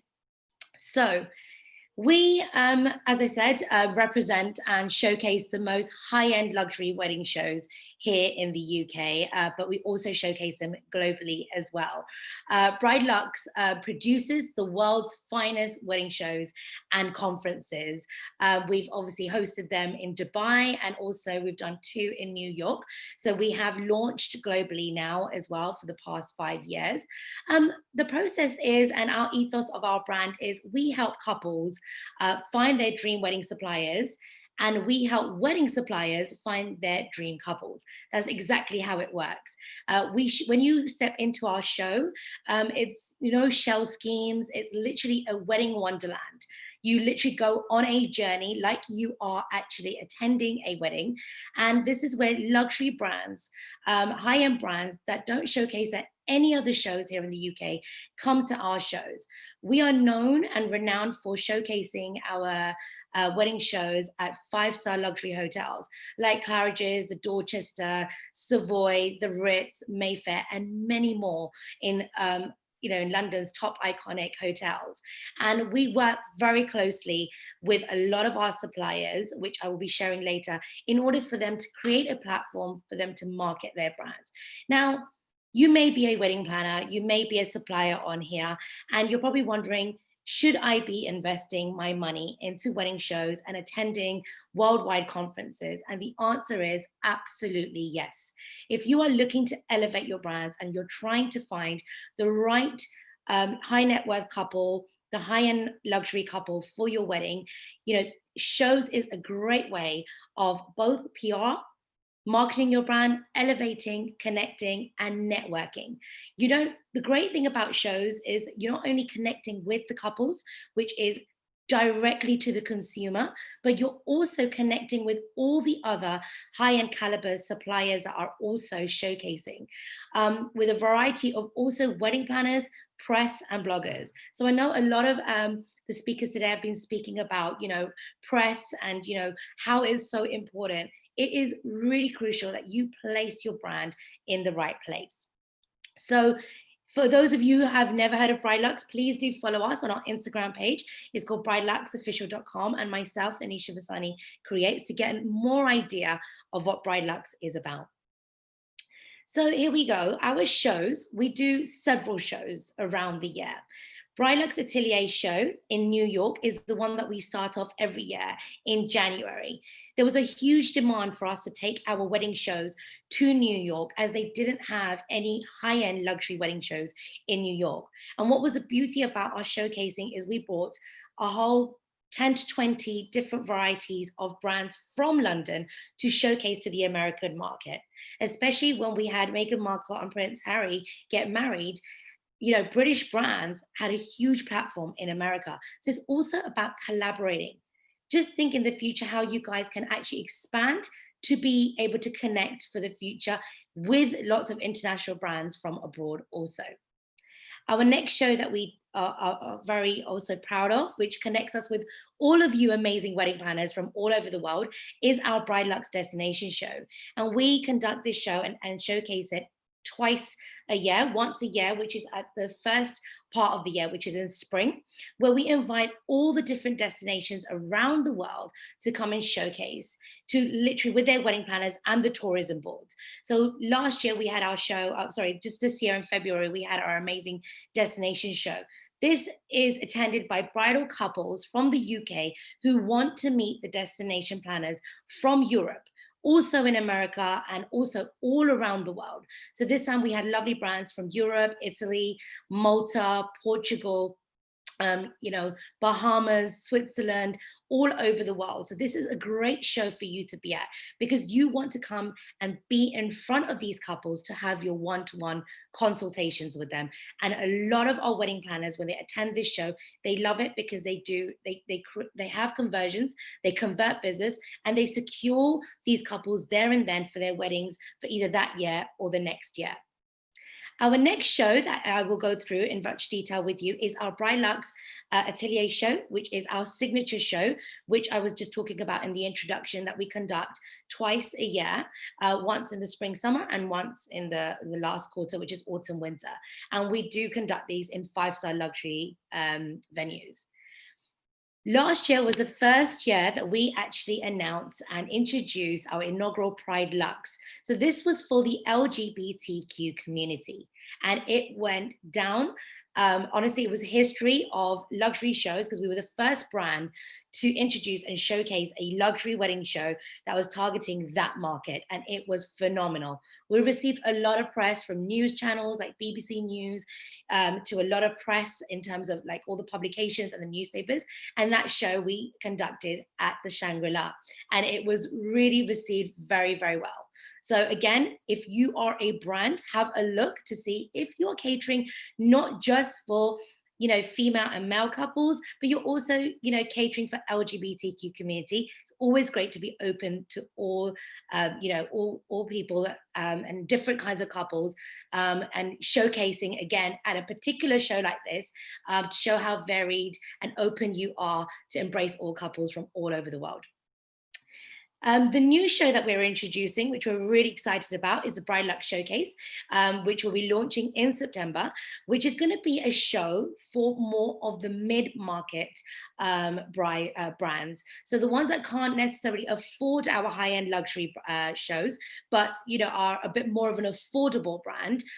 We are introducing that for the first time because we felt there was a huge gap in the market within the UK now to target also mid-market affordable brands. So this show is very different from our Atelier show, as it means that you'll have more brands. So there'll be like, where at a normal show we would have 50 brands, at the showcase we can have anything from 150 to 200 brands. So it's more quantity over quality at this particular show. And lastly, we are very excited that we have been in our second year. This will be our third year now, where we have launched our Bridal Symposium, which is our luxury wedding conference, similar to this, but in person. And we've done 2 in London, where we invited 150, wedding professionals from all over the world, which consisted of both wedding planners, suppliers, and venues. They came from all over the world to learn, educate, and elevate their business, and to learn from all the experts. And it was a 3-day conference that we conduct, again in London, and it's amazing hotspots, not just one venue or an Excel kind of theatre style. It's different hotels, so you get to see the beauty of the city. So the first 2 that we did was in London, but you also get to interact and network with all the different suppliers and people from all over the world. So these are our 6 different showcases and platforms where we execute and deliver shows. So I'm really excited about our next upcoming show. As the speakers before me, Simona, was talking about media partnerships and how important press is. Press is really important for brands, and especially for our show. So we're really excited to announce our exclusive, that Bride Luxe Atelier is going to be in association with Tatler magazine, and our next show will be taking place on Friday, the 25th and 26th of September. So this is an invitation for all of you from wherever you are in the world and you want to target the London British market of bridal couples, then we are here for you. So what makes our shows different from everybody else around the world? We take inspiration from high-end gallery styled events. The Bridal Atelier offers visitors a hand-picked collection of the industry's trendsetters. This is a larger show than our usual atelier show, as I was just explaining, and caters for a great proportion of the luxury bridal market. The Bridal Atelier targets affluent couples from London and the home countries looking for premium suppliers to produce their wedding day in style. You literally walk into our show and it looks like a wedding. Florists will come and do a beautiful table setup. Bridal stylists and bridal brands will actually have lovely mannequins with their stunning dresses. You can actually come and have a true visual and inspiration of what your wedding will look like. And as we say, we've got a beautiful quote here from Michelle Roux, who is the amazing celebrity chef, saying the wedding show was mind-blowing. My initial reaction when I walked in and took a deep breath and was, wow. So a lot of our brands that walk into a show, as well as a lot of our couples, this is the automatic feeling they did. Even also when I walked in, even after whole years of hard work in preparing this show, you really honestly are blown away by the details. So this time we are going to be showcasing our show at the extraordinary venue, which is called Number 1 Marylebone, and has been beautifully refurbished by the original designs of Sir John Sloan. The Grade 1 listed building is just in the heart of London and opposite Great Portland Street Station, and it's beautiful. It's an old vintage church, but we will literally change, and through our production of our wedding, we'll transform this venue into a magical wedding wonderland. Here at this show, we will focus on fashion, bridal beauty, and the lovely details of the lifestyle brands of showcasing wedding art. So this is what we're known for, and this building is on top of the Wedding Gallery. The Wedding Gallery is a beautiful high-end luxury wedding brand, a boutique. Like Harrods or Harvey Nichols, it's like that, but for the bridal industry. And when you go there, you are literally in awe of the beautiful bridal design collections that you get. It's a stunning boutique. And if you are ever in London, please let me know. We would love to take you to see this magical experience and take you on this journey. So, who attends our shows? So I've got some nice facts and figures here about our shows. The target audience are brides and grooms with budgets of excess of 50,000. So these are couples that are spending 50,000 on an average, anything up to 250,000 and more. So this is just the starting point. And they're normally working professionals who have huge budgets for their weddings. And we normally expect anything from 2,000 to 2,500 couples and guests that attend our show. The dates, as you can see there, are the 25th and the 26th, and it's from 6 till 9 p.m. on the Thursday, where we invite everyone and we call it the press preview. It's really important when you are executing shows or you're having brands there that they want to see not only the bridal couples that are attending, but also all the press, bloggers, wedding planners, and suppliers that will also attend to come and meet the brands. And that's why we're also known both as B2B, but also a B2C show. This is what makes us very different. And I've got just some stats there. 70% do not attend other wedding shows. We have built up, in God's grace, a lovely reputation of actually having partnerships with a lot of our sponsors and suppliers and press. So they come and they know about our show and they wait for our show. So 70% will not attend. 84% are from London and the South. And we do have from time to time, the remaining are international brides who come from abroad specifically to come to our show as well. But a lot of the time they are based here in the UK. As I said, 50,000 average K wedding, and 52% is a higher spend than the UK average. And 80% of our couples that attend will marry between 12 to 18 months of attending our show. So the BrideLux audience. Who is our BrideLux audience? 3K global users to bridelux.com each month in terms of our Instagram. We have 34K. So you can see our email database is also 14.3K. So we've actually turned BrideLux now into a luxury media platform, because we appeal both to the bridal couples, which is our direct consumer, but also to our suppliers, which are all of you. So how does it work in terms of marketing? Marketing is a really, crucial part of a show. Absolutely, it's in the production. It's in the quality of the suppliers that we have, which we vet. Not anybody can come and showcase at our bridal shows. We do vet you. We do make sure that you're credible, you're authentic, you're original, and you're unique and very luxury, because that is our USP. So how does the marketing plan work? We support our brands, not just from the minute that they go to the shows, but both pre the event and post. Direct marketing will always be a base around high net worth. So that's what HNW stands for, high net worth and premium databases. So we partner up with private banks, with private clubs to literally get the right couple through the door. Each brand will receive an allocation of complimentary tickets. Every brand will receive 50 complimentary tickets to invite your couples to the show. A discreet luxury PR and digital marketing campaign takes place. So if you sign up for a show, we'll promote you on our social media. We will do a newsletter mailer to our database, which is, going out to 14 to 15,000 people. We also will list you on our BrideLux website, which is an amazing directory where all of our couples and suppliers go when they are looking for the right brand.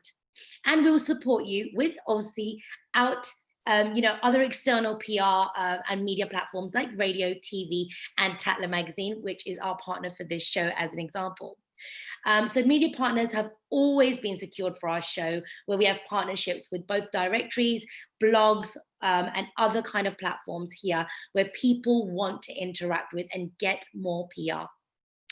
The clients and staff are key partners of the concierge. The minute you come in, and some of you may know who've attended our show already, literally they put their cloak in and they get a glass of champagne and they go on then on a journey and have a lovely experience speaking one-to-one with all of our clients. The clients and staff are key partners in the industry, and ticket pricing will always be a level to only attract couples with above an average budgets. We are delighted to announce, which is for the first time, our partnership with Tatler magazine, which is huge for us, because they're going to be featuring the show in the magazine to announce. So pre-PR for any event is always very, very crucial as well. So I'm going to give you an example of now what is the importance of us partnering up. Tatler magazine is the high-end luxury worldwide global magazine, but they launch one bridal issue every year. So they're launching their issue in August, which will feature our BrideLux show, which when couples pick it up, they're going to know, okay, BrideLux are doing a show in September. It's going to be the big comeback show after the lockdown, is ended. And hopefully, with social measures and health and safety measures in place, we will be able to go ahead. Yes, we won't be able to have as many people as we normally would at our show, but we still will be able to control it and streamline it so that brands can meet their couples from a 2-meter distance. So yes, even for us, we're having to take all of that, and we're going to have to implement it into our shows. The Atelier will be promoted externally on Tatler digital platforms as well. So not only are you getting the PR value and support from us, but you're also getting the PR and value from the press, the media. You're now going to be associated with Tatler magazine as well, which is huge. The Atelier will promote within the guide, and all the Tatler members, so when all the readers come in or our couples come in, they will all receive discounted tickets to the show, but also will receive a free complimentary magazine at the show. So again, it's a lovely added value feature to give out to our couples. We also like to have a lot of talk shows. Experts like this, when you're coming and you're connecting, lots of couples want to hear from experts. Social media has increased so much now that experts are coming on to do lives on YouTube, interacting. So we will also be bringing, a handful of amazing industry experts that couples want to see. Speakers will be scheduled in and will be announced in August, so do keep a look at that by that.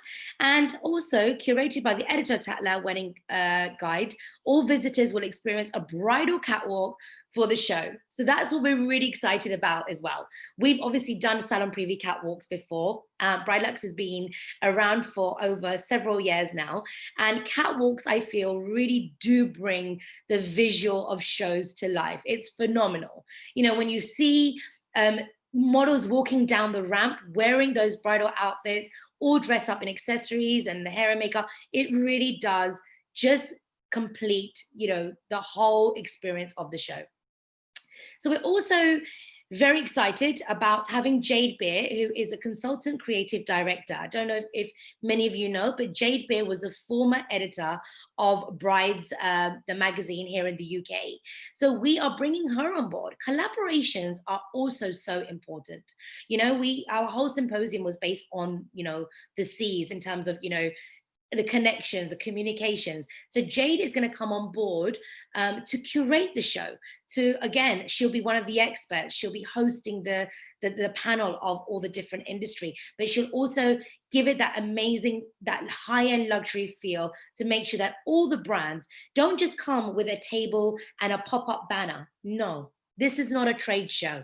You actually come, if you're a florist, you'll come with your fresh flowers and you'll showcase a floral installation. You'll showcase your floral designs on a table. So this is the whole difference between us and other shows. We also have a Bridalux Beauty Hub. Now, your couples, as you know, they love beauty. We will then bring on brands, as we've done previously with Tom Ford, Chanel, Dior, to create a beauty hub where brides can come in and have either, you know, kind of express kind of hair and beauty makeovers. But due to COVID, we won't be able to do that, but they can have one-to-one consultations, samples, and book in with these bridal brands for their bookings for their hair and makeup for their weddings. What are we known for at Bridalux? What is our ethos? Our ethos is curation. That's what we are known for. And many of you know, if you're a wedding planner or if you're a supplier in the luxury wedding industry, you know how important curation is. Every Bridalux wedding show is a curated environment and very different from the other shows globally. Everyone attending receives a physical, beautiful wedding invitation in the post. We are very traditional here in the UK, and that's right. We like to send all of our couples and our suppliers the invitations in the post with a British stamp. And you know, it's so exciting for our couples that when they receive the invitation, it oozes luxury from that moment. All exhibitors receive pin badges and lanyards. We refrain from using no shell schemes. That is our ethos. We're not allowed to have any shell schemes. We want our couples to feel like they're experiencing a wedding. So our shows are produced by wedding planners. Pull-up banners, pipe-up straight curtain tables are not allowed. And for those of you that are interested, there's some of the prices there according to the different tiers. So if you are interested in showcasing at one of our shows, please email me and I'll be sharing all my details later on with you. As you can see, these are some of our amazing brands that we've affiliated and collabed with. Really super high-end luxury brands like Dior, Harrods, Tom Ford, Vera Wang, Chanel. You know, there's so many there, and we're very proud to have created a brand where high-end brands want to come and showcase and target our high-end luxury brands. Sponsors are a huge part of our shows, and without sponsors, you can't have the right media, you know, associations and targeting the right brand. So on the right are all of our proud sponsors that we've collaborated and many more across the last few years. Previous successes. Do our brands convert when they come to our shows? The answer is yes. Over the last 7 years, we have worked with over 500 brands, which is phenomenal, on 20 luxury wedding shows. Over 40,000 guests have collectively walked through the doors of some of the world's most iconic venues. And I will share with Gabby later on to send you the video. Unfortunately, we did try to, actually share one of our videos, but due to the bandwidth sometimes, the video doesn't work. So I'm happy to send you this presentation afterwards to those of you that are interested. And just by clicking on the play button of this presentation, you will be able to see our wedding shows come to life. So there's my email there. If you guys do want to be in touch with us in terms of showcasing your brands at our shows, or you've got any questions, please email me. The email is there, anisha@bridelux.co.uk, and our hashtag that we use is #CU@bridelux. We want to see you guys there, but not only at our London shows, because that might not be for all of you. The other one that we really, honestly, phenomenally, and I know a lot of people have given us testimonials from wedding planners or directors of venues or suppliers have attended, is our Bridal Symposium. This is our wedding conference that takes place across 3 days. And this year, guys, it's taking place in Paris.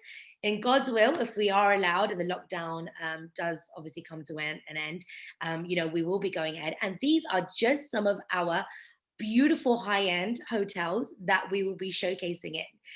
The dates are the 28th to the 30th of October, and it's a conference that discusses a specific subject. So last year we discussed all of the C's, the C words: connection, collaboration, couture, communication. And when you go through it, you'll see how many C's come up that were valid to our industry. But this year, our topic is all about leveling up, hence the balloon and the image. Across the 3 days, you will come to see speakers from the world of weddings. Marketing and businesses will be empowered to educate and empower you to grow your wedding business. A series of keynotes and small intimate sessions will be held for all attendees. The symposium will focus specifically intensively on content. It's not like other conferences. You will learn from our shows. You will be educated. You will be writing notes. You won't just be there to enjoy. Yes, we've got the lovely, parties and, the curated dinners that we arrange for you and the experiences, but you will learn, and that's what ours is about. We take pride in our curation and our content. Included in the symposium is an experience and exclusive access to the annual Bridelux Awards. So we also host our Bridelux Wedding Awards. And last year in London at the Savoy, we hosted the first inaugural Bridelux Awards. And it was phenomenal to see so many of our industry experts be celebrated for all their hard work. Again, we've got phenomenal videos of our symposium, which we'll be happy to share with you, which will really give you a full insight of why conferences are so important. So attending the symposium, in short, individuals or brands that deal with or aspire to deal with high net worth brides and grooms, these are not people at the very start of the career. They have been in the industry for a good 20 to 40, 50 years. And these are the amazing speakers that we bring on that have got knowledge. They will guide you. They will advise you. It's your chance to meet them in person, to be able to ask them questions.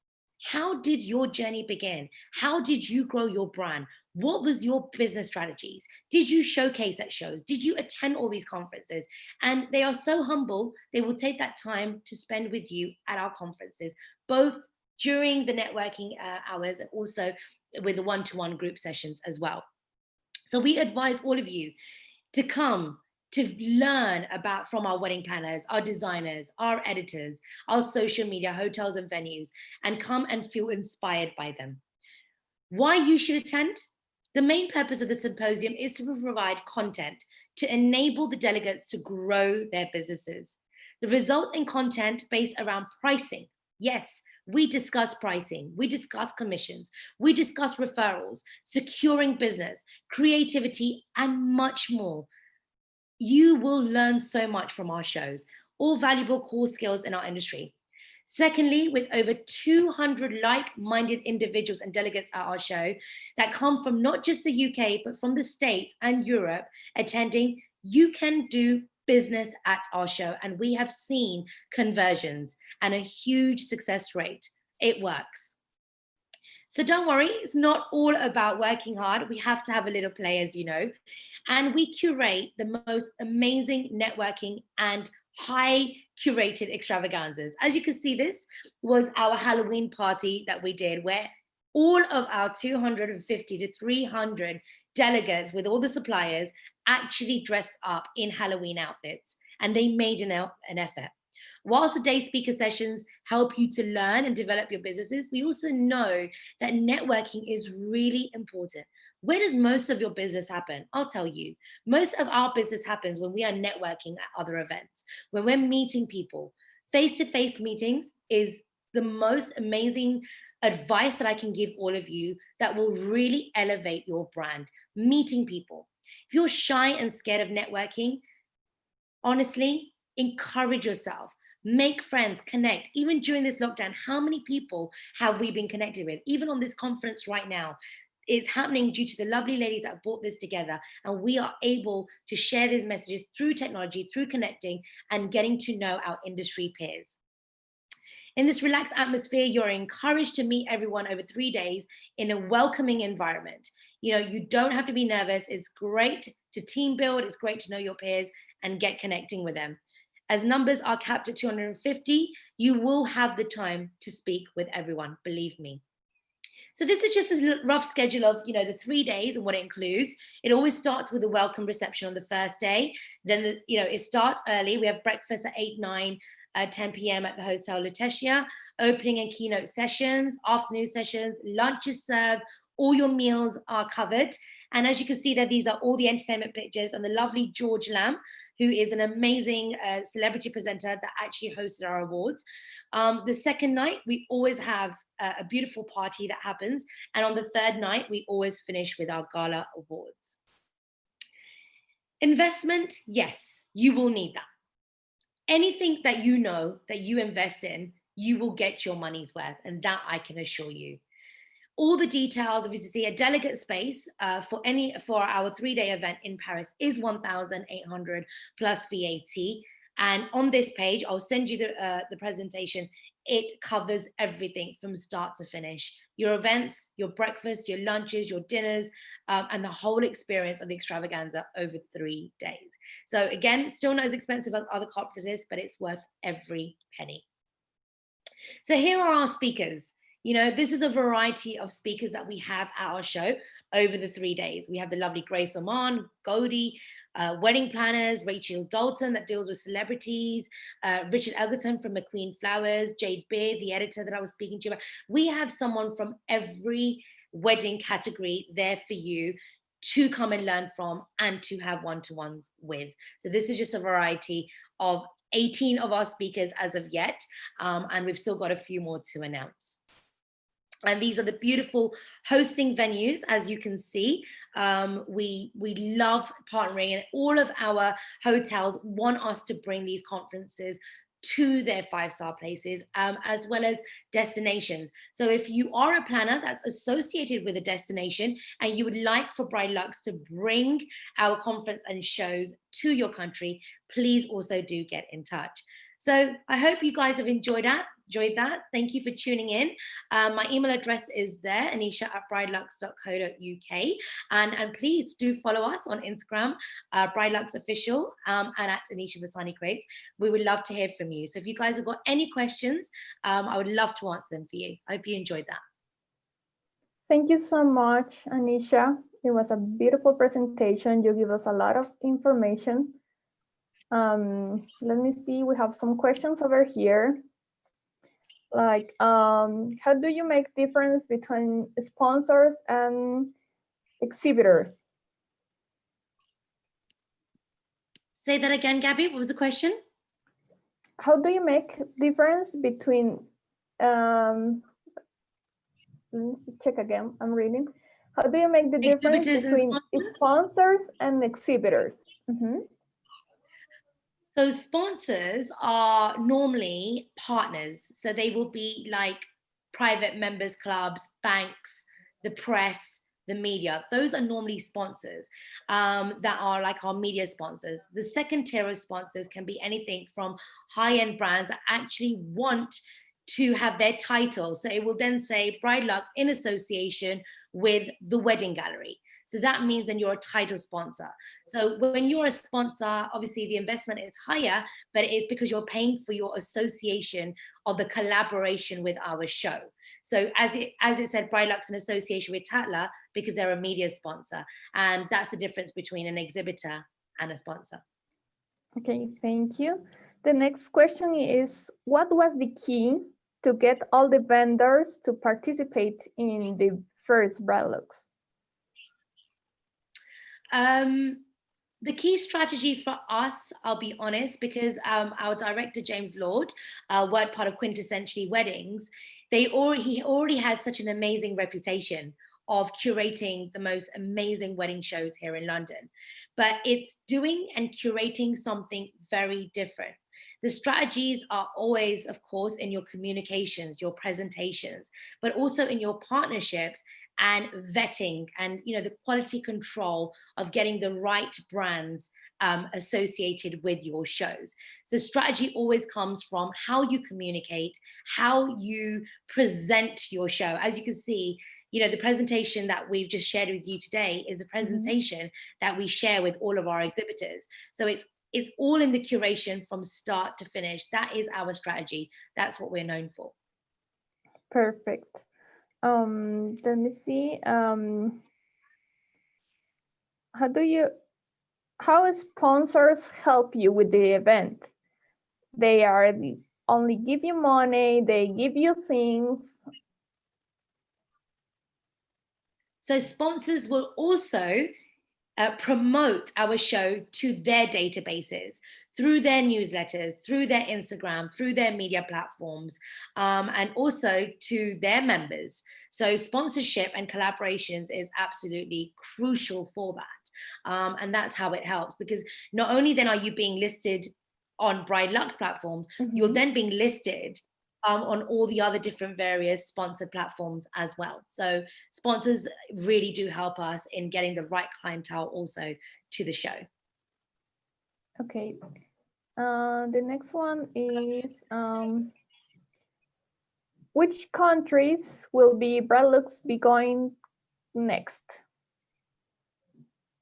Oh, thank you for the question, Emma. As you know, our next Bride Lux symposium will be going to Paris, and we are still in talks with where we'll be taking the next atelier. So we've done New York twice, we've done Dubai once, and we are in touch and in talks with a lot of destinations to bring the show there. So watch this space. We can't reveal anything yet, but we will also be going to Switzerland in 2021 for our Bride Lux symposium next year as well. So at the moment on the cards, it's Bride Lux, Paris, Switzerland, and hopefully Barcelona.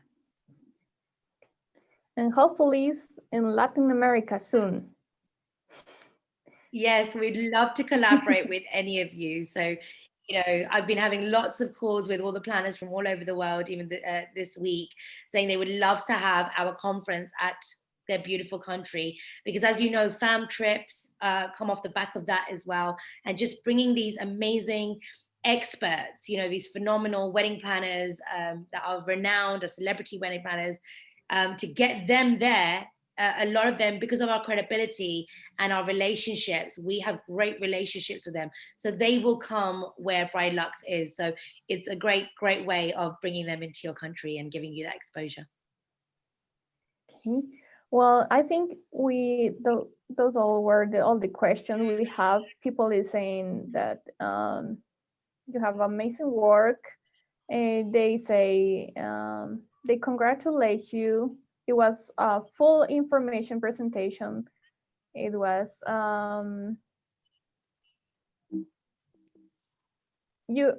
they say it's a wonderful work you do. So thank you very much, Anisha, for sharing all of this with us. You will send us the information and we will give it to the audience, right? Gabby, thank you so much for inviting me and giving me this amazing platform to talk about Bride Lux on our shows. And congratulations to you guys for arranging. I know how much hard work goes in behind the scenes, so well done to all of you. And thank you to all of you that have tuned in today. And we want to hear from you all, so please do follow us, and we'll share all the collateral with you as well, Gabby. Okay, thank you, Anisha. Take care, and hopefully we'll see you soon. Thank you. Bye. Ciao, everyone. Bye-bye. Bye.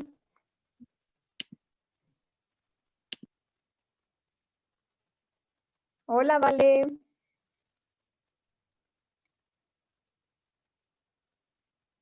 No te escucho. Estás en la otra compu. Ahí siempre, con todo lo que pasa cuando estamos en vivo, los problemas técnicos, o se nos va la luz, o se nos va el micro, pero estamos pendientes de todos los mensajes. Había leído si ya venía David Tutera, va a estar más tarde con nosotros. Tenemos muchísimas presentaciones. Recuerden que hoy terminamos tarde también porque vamos a tener fiesta. Así que tienen que seguir Fiesta conectados. larga, Gaby. Hoy sí, hasta las 15 diría una canción muy famosa por acá. Exacto, hoy tendremos fiesta larga y ya tenemos a Valeria aquí para presentar a nuestra siguiente speaker. Estamos esperando nada más que solo no te escuchamos todavía no te escuchamos. No. Vamos a tener que hacer una dinámica, Alfred, un ratito, solo vamos a checar que todo esté bien porque nuestra próxima invitada también viene muy lejos, es rusa, está en Italia y entonces estamos haciendo las conexiones. Te dejo un momentito para que pues platiques con todos en lo que checamos que todo esté bien. Sí, no te preocupes, aquí me quedo cuidando el changarro, como decimos en México. Chicos, recuerden por favor, la dinámica en 𝐕𝐢𝐫 es, van a entrar a la página, van a dar 5 likes a las fotografías y a robar en alguna de esas fotografías a una persona, perdón, que no siga la cuenta, alguna persona que no siga la cuenta. También la página para donar es bridalweek.online. bridalweek.online. Ahorita en un momento también la voy a poner acá para que puedan hacer. Ahorita en un momento seguimos con nuestra speaker, nuestra siguiente speaker que viene desde Rusia. Y en un segundo, bueno, que está en Italia, pero viene desde Rusia. Entonces, nada más la dinámica de 𝐕𝐢𝐫 es 5 fotos, a robar a alguien que nos siga la cuenta y al ratito les diremos quién es. Y hoy tienen muchas sorpresas, muchas sorpresas. Gracias, gracias a Anisha, que me encantó. Muchísimas gracias. Qué bueno que les haya gustado. Listo, ahí está Alfred, listo, sí. Qué bien. Ya estás, ya todos están conectadísimos.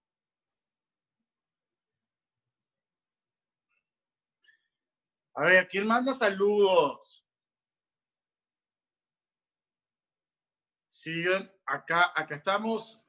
Mandamos saludos.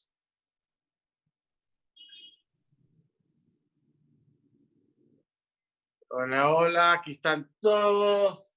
Ya en un momento continuamos.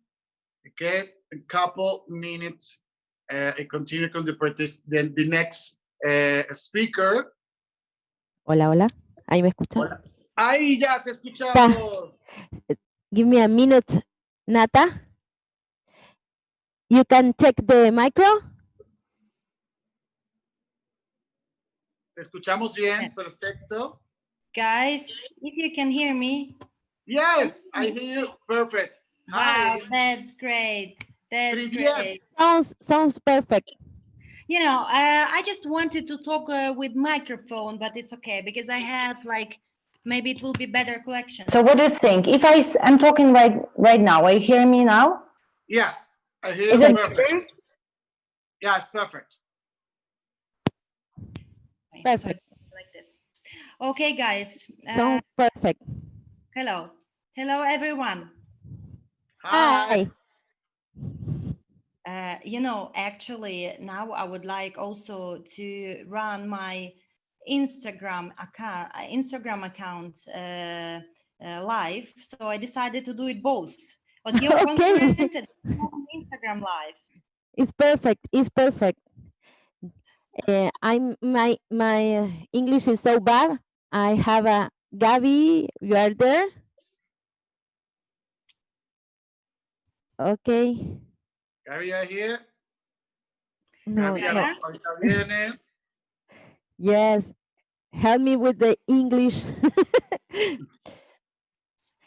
I don't Yeah. know speak Spanish. I speak 4 languages, but not Spanish. So I speak Oh, German, Okay. English, Russian, of course, and Italian. The next one will be Spanish, guys. Bien. Okay. Está Gaby. Is Gaby here? Here I am. Hi, Natalia. How are you? Hello, hello, Gaby. Hello. Everything's fine. Thank you very much. How Hear are you you guys? perfectly. So, Okay, perfect. Very well. yes, I'm gonna introduce you properly, and then I will leave you the time with all our viewers, okay? All right, good, good. Thank you, Okay. great. Muy bien, gracias Alfred ahí por gracias, tenerme un momento. Gaby. Y Vale también, ya estoy de regreso. Y no, ya tengo todo bajo control, ya me funciona el audio, todo, ya estoy acá. Ok, Control de perfecto. mando. Vamos a hacer la introducción de Natalia Kulikova, ¿está bien? Natalia Yes. es de origen ruso, sin embargo, en esta ocasión nos va a acompañar desde Italia. Ella es una experta en bodas a nivel internacional, es event planner también, es presentadora de televisión y conferencista, es jefa de la edición de Just Married, fundadora de la Academia de Bodas en Rusia, y tiene muchísimo trabajo en Rusia, en Inglaterra y en Italia. Hoy nos va a acompañar desde Italia porque debido a la situación que vivimos a nivel mundial, pues se quedó en su oficina allá y nos va a platicar un poquito de cómo podemos hacer para mejorar nuestra industria y también pues que creamos mejores conexiones a nivel mundial para hacer eventos. Así que, welcome Natalia, we are so happy to have you here today. We were speaking during the rehearsals and all the information you will give us will be very important. So I will leave you the time with all. Thank you very much, Gabi. Thank you very much, everyone, guys, who are joining us today on this conference. If you don't mind, as I told you, at the same moment I'm doing my direct streaming on my Instagram, I would like to say just a couple of words to my followers on Instagram in Russian so they understand what's going on here, because I'm talking to my computer right now and they do not understand what's going on. Ребята, привет! Hello guys, right now I'm on the conference together with everyone who is following our Zoom conference. You can find this link in my link in bio. Please follow us and you will understand what we will talk about. First of all, I would like to say that it's so important and so great that in this quite difficult time, all wedding professionals are gathering together to have such kind of event. And I'm really thankful for the organizers of this conference that you invited me to represent Russia in Italy, because we are having offices in Russia, in Italy, and to tell you and to share with you the information like what's going on here in our country now, in our countries now during this tough period in lockdown. Couple of words about Italy, because Italy was actually the second country with a very difficult situation, but at the same moment Italy is one of the most beautiful destinations for organizing weddings and private events. It means that of course all wedding planners and event planners from all around the globe feel this, and everyone has questions like when Italy will open the borders and when it will be possible to start planning again. I will tell you our situation, and this information is very important because we are in contact with all the venues here in Italy, with the luxury villas, with the hotels, with all the vendors, and actually we are hoping to renew our process of the event event planning in autumn 2020. But anyway, our clients already are making requests for the next season. So guys, today we will discuss the trends of 2021 already. And of course, I'm going to share with you my experience, because my experience is really international. And now I'm going to share the screen with you. I prepared like a small presentation for you. And also, actually, I also was thinking that maybe it could be interesting for you to see couple of videos of our projects that we were organizing in the last times, like for you to understand who we are, what we are doing. So now, guys, I'm gonna share the screen. Just let me know if you can see everything. Can you see it, please? Could you share just right now? Yes, so perfectly. Perfect. Okay, good. You know, if you still didn't, the organizers made a great job, because we already introduced to each other actually on the social media, and we are following each other, and I can see like many colleagues and also I hope couples from all over the globe. But right now, anyway, please, these are my accounts, like my personal account, Natalia Kulikova, and 𝐄𝐯𝐭𝐮 Academy. This is account of my company. We're doing wedding education, and we're doing wedding planning and private event planning around the globe. And JM Just Married, as Gabby already told you, is an international magazine. Right now it's an online magazine. So please follow us, and we will be in touch, and we will be friends, and hopefully we can organize like a projects together in the future, because you know, if we are not together, we are weaker. So when we're together, we are stronger. So I'm gonna start with my presentation, and like I'll tell you a couple of words about myself. I started my business in 2005. Actually, it was a very long time ago, and I used to be chief editor of important magazine in Russia. And then actually I'm a journalist. I have 2 high educations, and I'm a linguist. As I told you, I'm speaking several languages, which is letting me working with international audience. I'm working not only, and our team is working not only with Russian couples, but with international couples. So it means that this is actually very important to speak different languages. And then I used to work, and sometimes I'm invited also right now as a TV presenter, and actually everything is all the time around weddings. So also we're doing concierge service about weddings. And in 2014, I created this first education system in Russia, which was dedicated to wedding planners and event planners, which is called Wedding Academy, which is working right now. And under this brand, we're organizing our events. So these are a couple of pictures. I have like many of them, but I just wanted to show to you a couple of them with guys whom you definitely know, like Preston Bailey, like Enzo Micio from Italy, like Tony Ward, like worldwide fashion designer, or Oscar de la Renta. He's not with us anymore, unfortunately, but anyway, here he is. And so Karen Chan, and you know, many people who are actually very important people in our bridal industry. And of course, I hope also that we can be a part of this big bridal industry also. I would like also, you know, to ask who you are, and maybe now this is very important, guys. Like, have attention at this question that I put here, and you have to ask yourself, what would you like to change after this conference? Because we are taking part at this kind of events to change something in the future, right? So that's why I decided to start my speech with this question. And this is like you, only you who can answer this question. And it's very important. Also, I would like to underline that we do not teach each other, right? So I'm not your teacher, guys. We share the most important treasure that we have. We are sharing experience, right? We're sharing experience that we had behind our back. Someone started having this and making this business and organizing events like long ago. Someone like is a newcomer.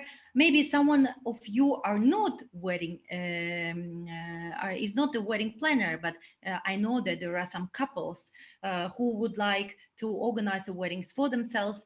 If you would like to have weddings in Europe, you're more than welcome. Welcome, by the way. And my goal is to change the vector of your approach at wedding trends, your company, event industry, and yourself at professionals. Just think about it. Okay, so these 4 points are very, very important. We have actually trends in destination weddings, and we can see these trends very, very well. Like all the events we can share and we can split in 2 parts. Like the first part is very important. One is a visual part, and the second part is atmosphere and emotion. What does it mean? So as I told you at the very beginning, I would like to share with you today couple of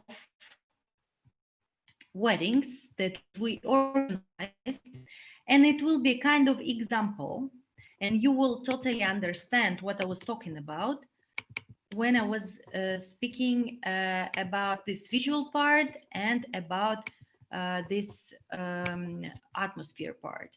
Now I'm trying to understand. So do you see my computer now, right now? Yes, right? yes, Natalia, we are seeing the desktop. Sorry, I'm sorry for that. So now I would like to show you videos and you yeah. So okay, I'll put play.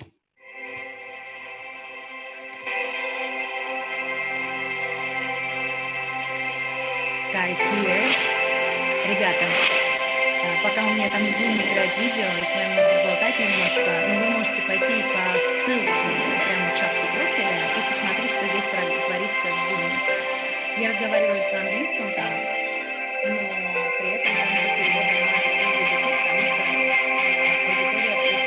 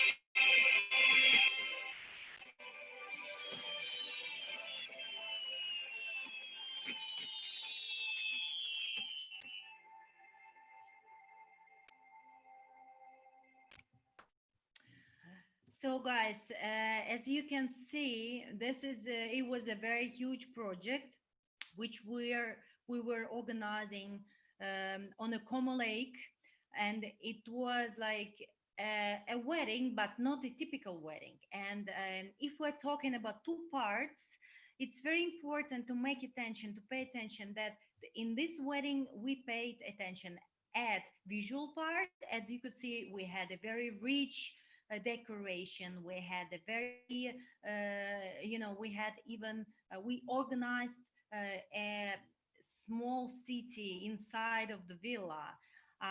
We had a kind of quest that we were organizing for the couple, and the guests were coming to us in the special costumes. It was a theme dedicated to the Venice Carnival, and the wedding was organized in 2-3 days.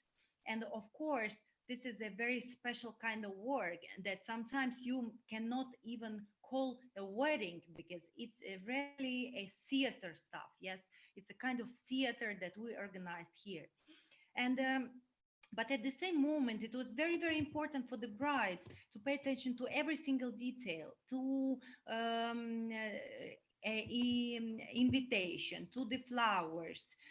Even it was very important to choose the venue, because we were going around Como Lake to choose this particular villa, because guests were going from one room to another to have different kind of quests. They were answering questions about the couple, and the groom were looking for the bride. So it was the idea. Did you see the girl with the green face? And it was a fake bride. And it was a kind of game, and no one was bored in this wedding, and no one was drunk in this wedding. Everyone was very, everyone had fun, and it didn't matter the age of people, what they are doing. They were so involved in this theater. But there is a different part of weddings, different kind of weddings that we also organizing. And I would like right now to share with you one more video that I hope you will also like. And guys, I would like you to ask me questions, and we will have time at the end of my presentations. I will be happy to answer all the questions. And please be free to contact me in personal messages if you're wedding planners, and if you need some advice in Italy or in France or everywhere in Europe, please feel free to contact us. We can or help you, or even cooperate with you and be your co-organizer, because it's very important to have someone who are here, who are local, and who know everything about details, about mentality, etc., etc. So the second wedding that I would like to share with you is this one. And now I'm gonna share the screen, and yeah, share. Okay. Some people are meant to be together. And I think if you meet at Jesus's tomb, you are meant to be together. You have to show up at the exact moment to stand next to each other.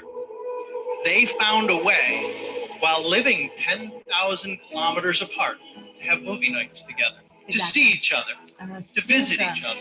And that's a real effort, and it's because of love. And you guys knew it right from the start, and every one of us here knows it and sees it, and wouldn't let the miles get between us and being here to share today with you. We started at Jesus' tomb with a few thousand miles between us, and we traveled these just for a few moments together. Then you took a leap of faith, and I will never have the words to thank you enough. You're the boldest woman I've ever met. You embrace my energy while being the source of my energy, and I promise life will never be boring. You live life in an infectious way, and I promise to be ready for adventures. We've already grown and done so much.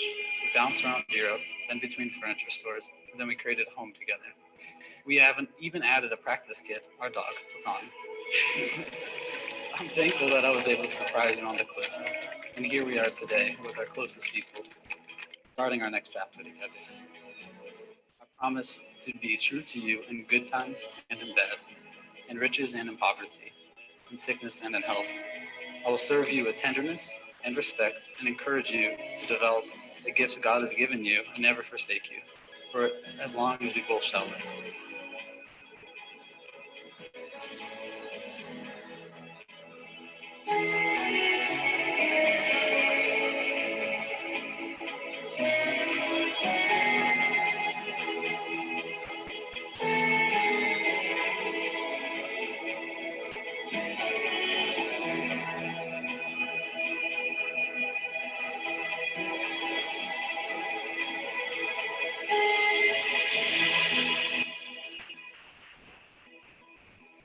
I truly don't have enough words in both languages that I speak to describe how much you mean to me.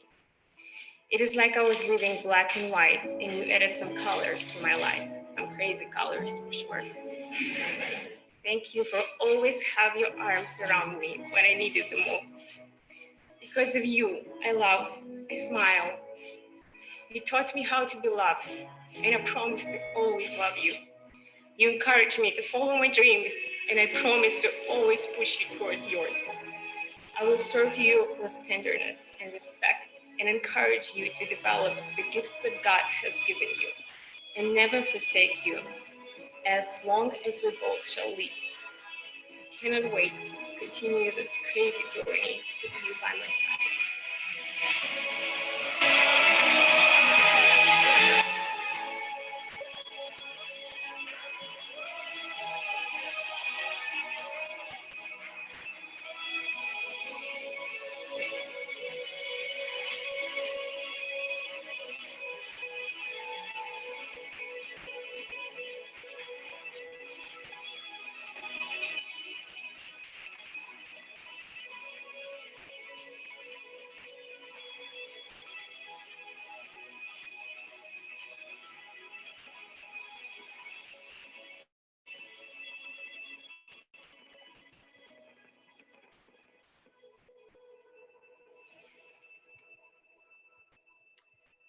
So as you can see, it's a totally different format of the wedding, but anyway, it's still the job of our agency.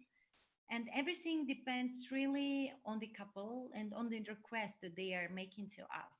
So these are two examples that are showing actually the trends of the future as far as I can tell you. And I'm sure that it's very, very important also to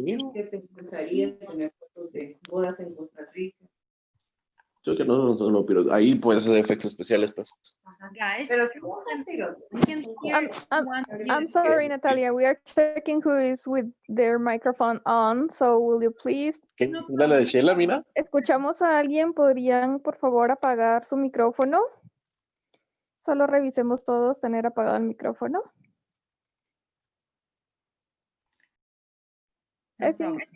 Yeah. That's fine. Okay, good. Okay, thank you.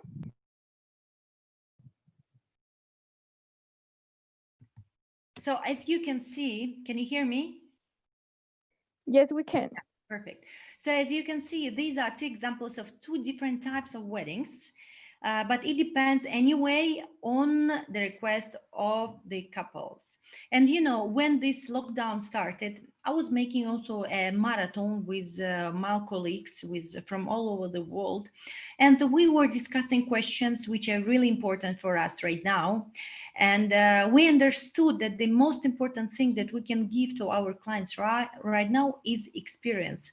So it means doesn't matter what they want to show off, like on the first wedding. I mean, show off in the best way. Did you see this rich decoration? Did you see like how many flowers we brought from around the world?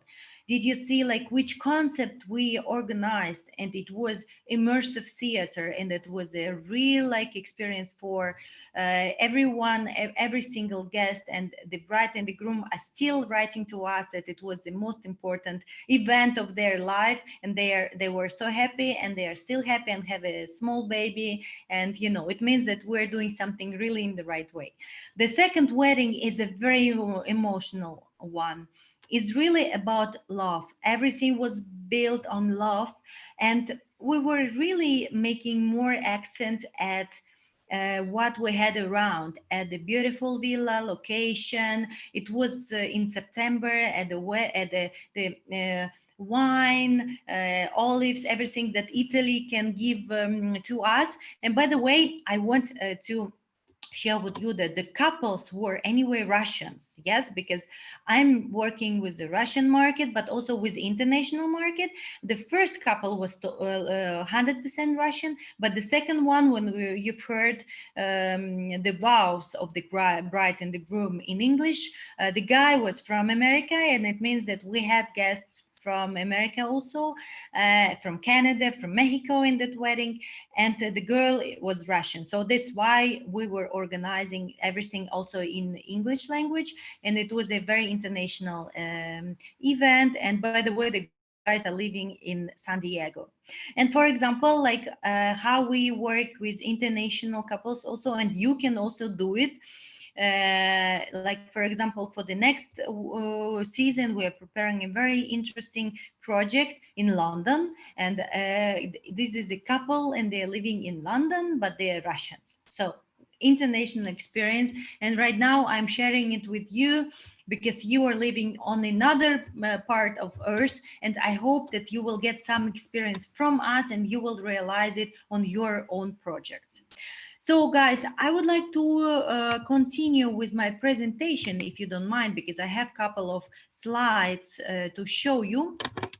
I will share the screen, and you will see what I wanted to tell you. So you remember that we are sharing experience with each other, and I would like you to think about the changing of the wedding trends of your company, of event industry, and of yourself as professionals, because 100% the business will not be the same. So think about the prices, if they will be the same, or maybe they will be like they will be lower. It's very important to think about your positioning. Maybe you will concentrate on something that will be your very strong part in your business, etc. Because of course, after the crisis, some of small companies can close because of course it will be a tough time. So that's why it's important not to be all the time on the same place. So please change yourself. If you will change, if you will move, your business will move also.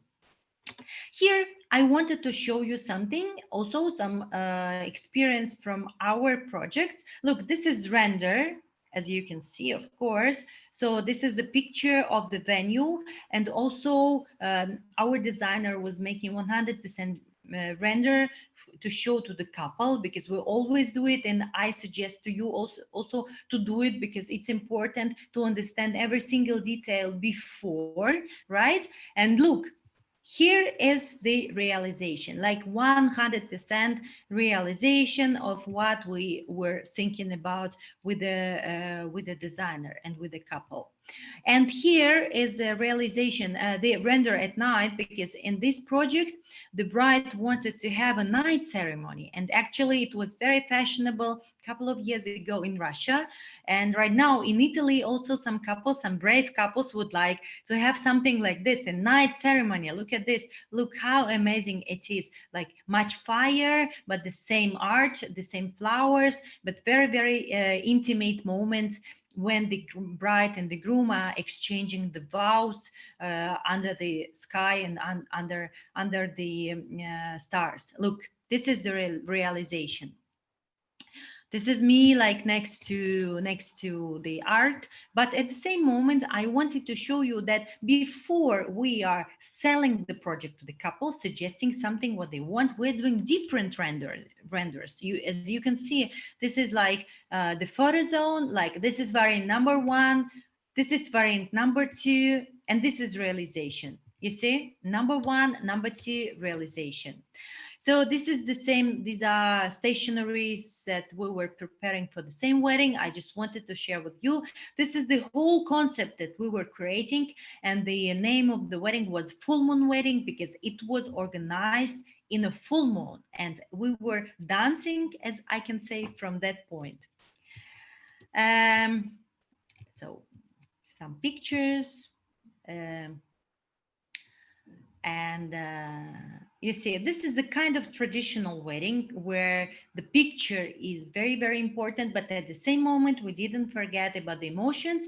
And the final touch of this wedding was this fire show. Look at these costumes, look at this fire. And it was a total surprise for the guests because they were already not expecting anything after the night ceremony, but it was this theater again, this spectacular performance, and of course everyone was surprised very, very much. So this is the bride and the groom. And so let's come back to our thoughts, right? I wanted to show to you some inspiration right now.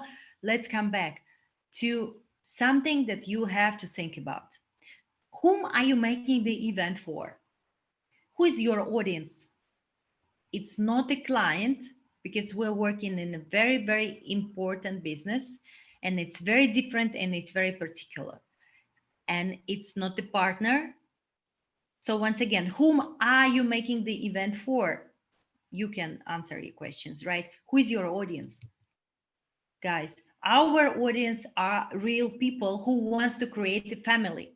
And this is the most important thing. And this is the most like difficult thing also, because we're not making only business. Of course, we're making business, but at the same moment, we are creating moments of the life of real people. And when we will realize this, our events will be more nice and more emotional. It's very important to feel your couple, to know every single detail about the bride and the groom, about the story of them. And to create such kind of events that I was showing to you, first of all, you have to build everything on a very, very important, like on the communication that you have with your couple. Communication is everything in our business. And I'm always selling it actually in our course. I wanted to maybe to share with you, maybe some of you will be interested, because as I told you at the very beginning, Wedding Academy is educational system. And in this lockdown period, I decided to make an online course for everyone who would like to learn my experience from my author experience. And this course is in Russian language, but we are going to make the special English subtitles so everyone in the world can understand it. And in this course, I'm making attention at communication, and I'm sharing with you how is it better to build communication and a real relation with your couple, because in the end you can be even friends with them, and on this base it's much more easier to create amazing events. And of course, in this course I'm sharing about all the steps that are very important in organizing private events or weddings. So if someone of you is interested, you can just go in the link of in bio of my profile, Natalia Kulikova, as I showed you at the very beginning, and you will get also some very nice surprise from me for everyone who is participating in this conference. So a little bit of what we're doing, and maybe it will be important for you also to get experience from a European agency, because of course we understand that it depends very much on culture, on traditions, but of course we have anyway main trends that are available actually in every wedding. And for example, we are also communicating with Indian wedding planners, because of course Italy is a very attractive destination for Indian couples. And at the same moment, we are in this communication are only local event planner, but we cannot know everything about Indian traditions. It means that if you, doesn't matter where you live, where you stay, you can work with your clients, but at the same moment you can share some difficulties and some important things with the local event planner. So let's continue with the presentation. And so in such a way, I hope that as minimum I inspire you, or I also share an important information. I'm sorry, I'm opening the presentation right now. So here they are, once again, our Instagram accounts where you can find all the information. So let's continue. And as I told you, it's important to think that we have real people before us when we start every single event. So these are events from Moscow. As you can see, this is a red square behind the brides, and it was very traditional, classical, but at the same moment emotional wedding, and with small, very important details. Look here. You see the red square behind.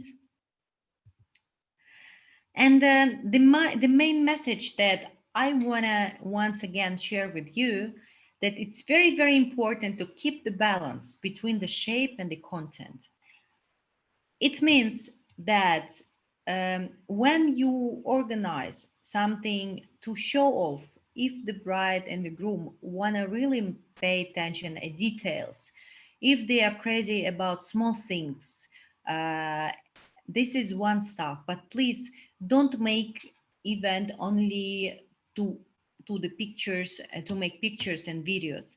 Make event also to create experience for the guests and for the couple. How, you will ask me, how to change the attitude of the client to the destination wedding event?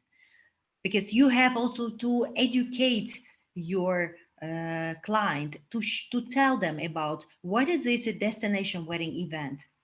You have to make the right offer. You understand what I mean? It means that you have to tell them and to share with them your knowledge and to tell them how to do it actually. Guys, one more thing. Who create trends? At the beginning, I tell you about the trends. Who create trends? We're here event planners. It means that we are actually discussing here on our conference many, many things, and we create trends. And I want to inspire you to create maybe some new trends, maybe in your country or in your city after this conference. But please make the goal not to make better, to be better than your concurrent, but make every project better with love, soul, and special approach. So if you can make like a screenshot right now of this slide, which is really important, just make the screenshot and like it can be a kind of a goal of maybe your next season of working. Thank you very much, guys. I was really happy to share what I have behind my back. Now it's time of questions and answers. Once again, please follow us in Instagram. Please do not hesitate to write us in private messages and to ask every question you have. We are here also for you, and we will have time for you. Thank you so much, Natalia. Thank you, Gabi. Thank you. I'm gonna read some questions. Most of the people is saying, congratulations, it was a beautiful presentation. You definitely do very emotional work with your clients. You can see in the videos and also in the photos. Let me see over here. Let's answer. I think that some questions can be the same. So let's take a couple of questions and I will answer them. Gabi, please choose you. Okay. Okay. Let me see over here.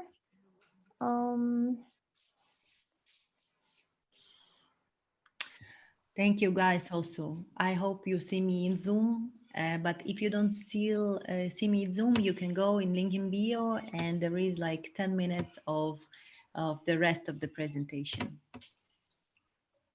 Yeah, let's continue. Okay. Okay. How do you get to your couples to choose traditional experiences?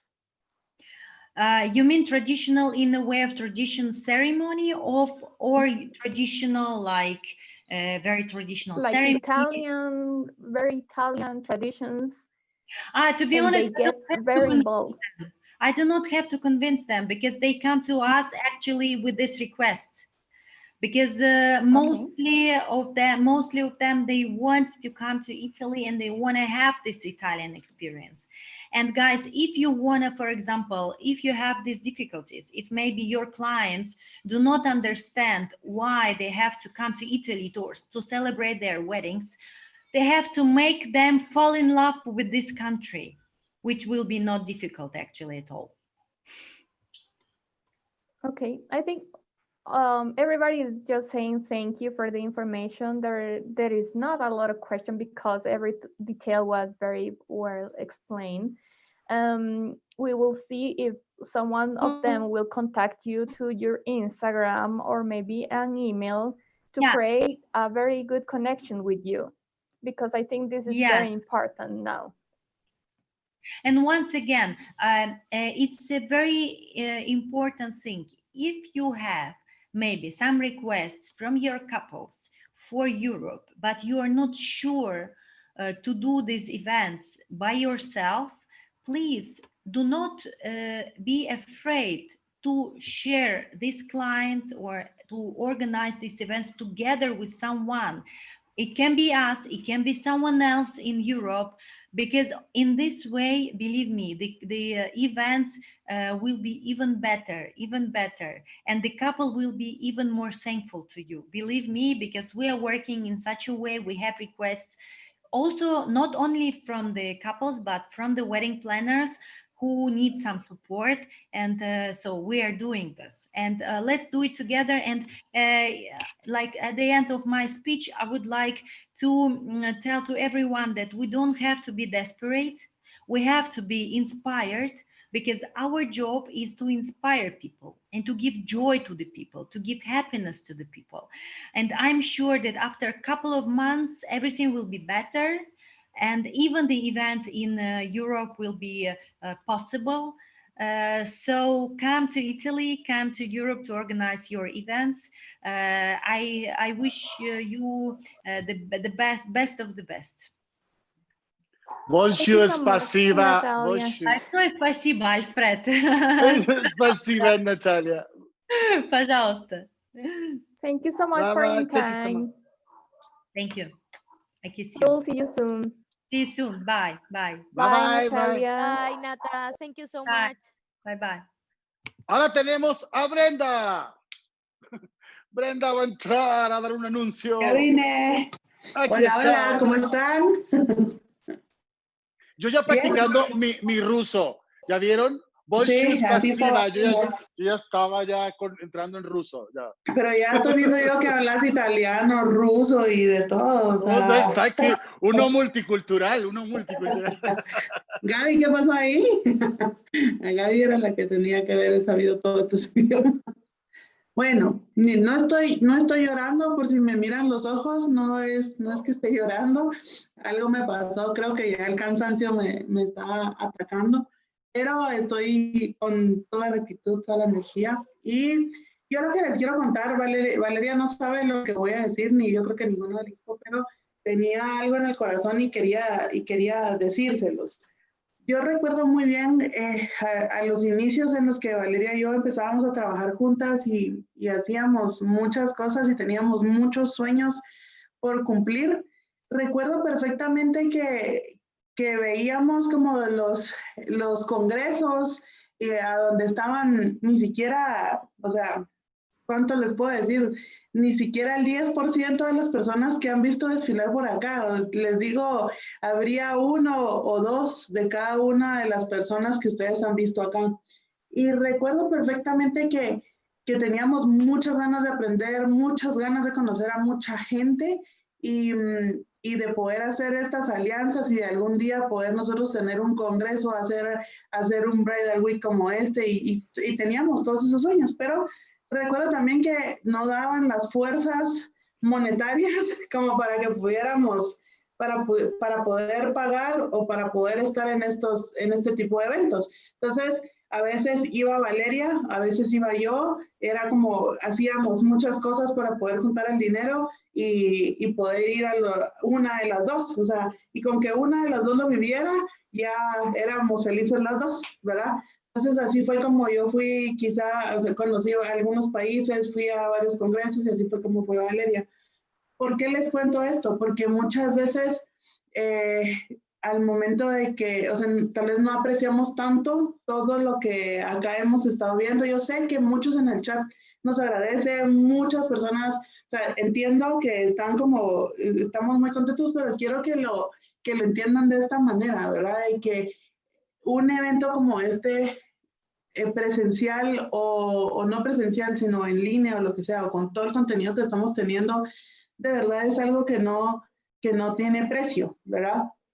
Y lo apreciamos nosotros desde este lado con Vale, en específico lo digo porque es el cumplir de un sueño de nosotras, el poder tener o poderles acercar de alguna manera a todas estas personas, acercar y que puedan tener ustedes lo que en algún momento nosotros quizá deseamos tener en el tiempo en el que nosotros iniciamos en este mundo. Así es que solo quería hacerles como esa reflexión y decirles, una, es que los sueños se cumplen, eso, persigan los sueños, persíganlos mucho y cuando se cierre una puerta vayan y toquen 3 más porque van a ver que se les van a abrir. Persigan el hecho de poder ayudar a otros, a hacerles más fácil el camino que tal vez para ustedes está siendo difícil.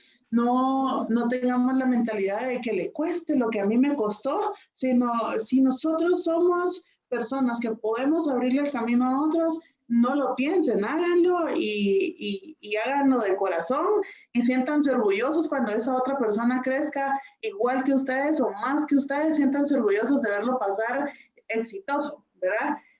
Abran esas puertas y por favor ayúdenos a nosotros a que podamos seguir haciéndolo. Yo sé que tal vez hemos sido un poquito como, no quiero caer en ser fastidiosa o algo, pero de verdad, anoche, ustedes no saben, muchas veces es como, les decimos aquí ya nos queremos ir y ya estamos muy cansados y estamos con toda la energía, nos encanta estar aquí, pero también al mismo tiempo ya queremos cama y queremos dormir.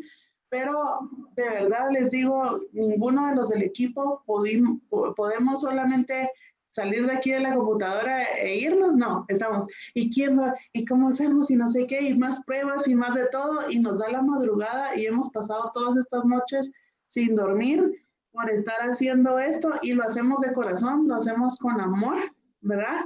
Y de verdad, anoche volvió a surgir otra idea y decimos, bueno, ya, o sea, estamos terminando el Bridal Week, y Valeria y yo ya estamos diciendo, bueno, ahora podríamos tener, lejos de estar cansadas, es como ahora ya tenemos un nuevo plan que ya se los vamos a decir al equipo, porque ahorita yo sé que los estoy tomando por sorpresa, pero ya se desmayó Alfred.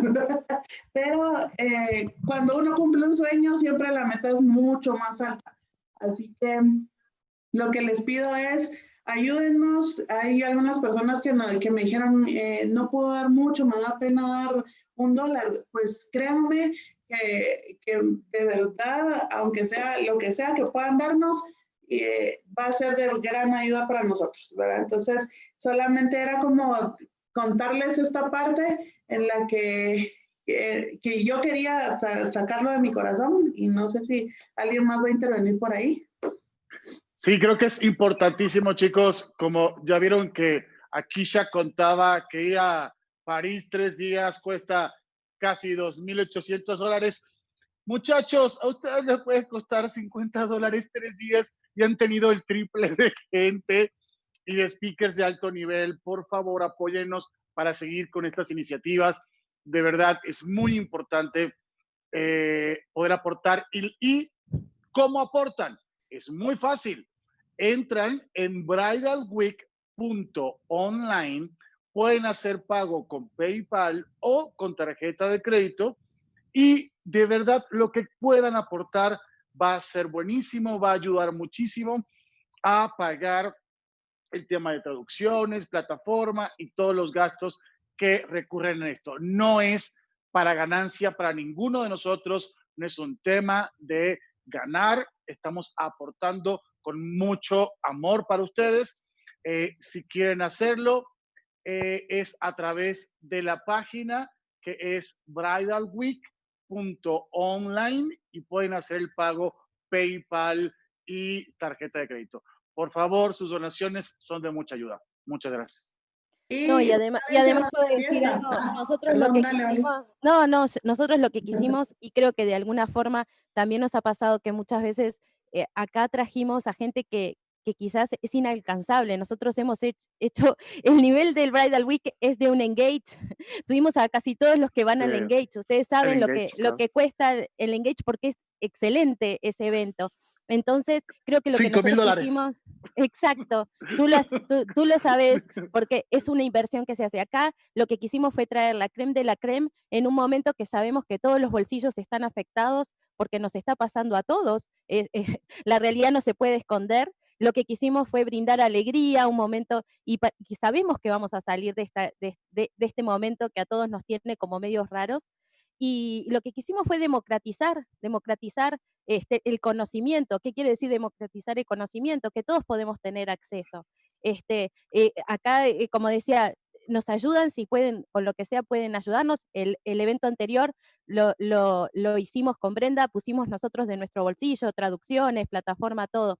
Pero realmente, si queremos que esto continúe, porque es así, lo que nosotros queremos es seguir democratizando el conocimiento y que todos podamos tener acceso a estas maravillosas personas que también son muy generosas, nos están brindando su tiempo, nos dejan entrar a su casa y nos abren sus negocios. Y eso quizás no se perciba, nos están abriendo modelos de negocio, hoy vamos a tener presentaciones increíbles. Va a haber una presentación que nos va a decir, reaccionen, yo en este tiempo, uno de los speakers, reaccionen, yo en este tiempo aproveché y me reinventé la marca, porque a mí también me afectó, y estamos hablando de una de las personas que hace las bodas más multimillonarias que hay, y él se sentó a decir, no, yo me reinventé, y nos va a mostrar cómo lo hizo y darnos herramientas para que también nosotros lo trabajemos. Entonces, es desde ese lado que nosotros decimos que realmente nos queremos sentir acompañados en que este es un proyecto que vale la pena continuar haciéndolo.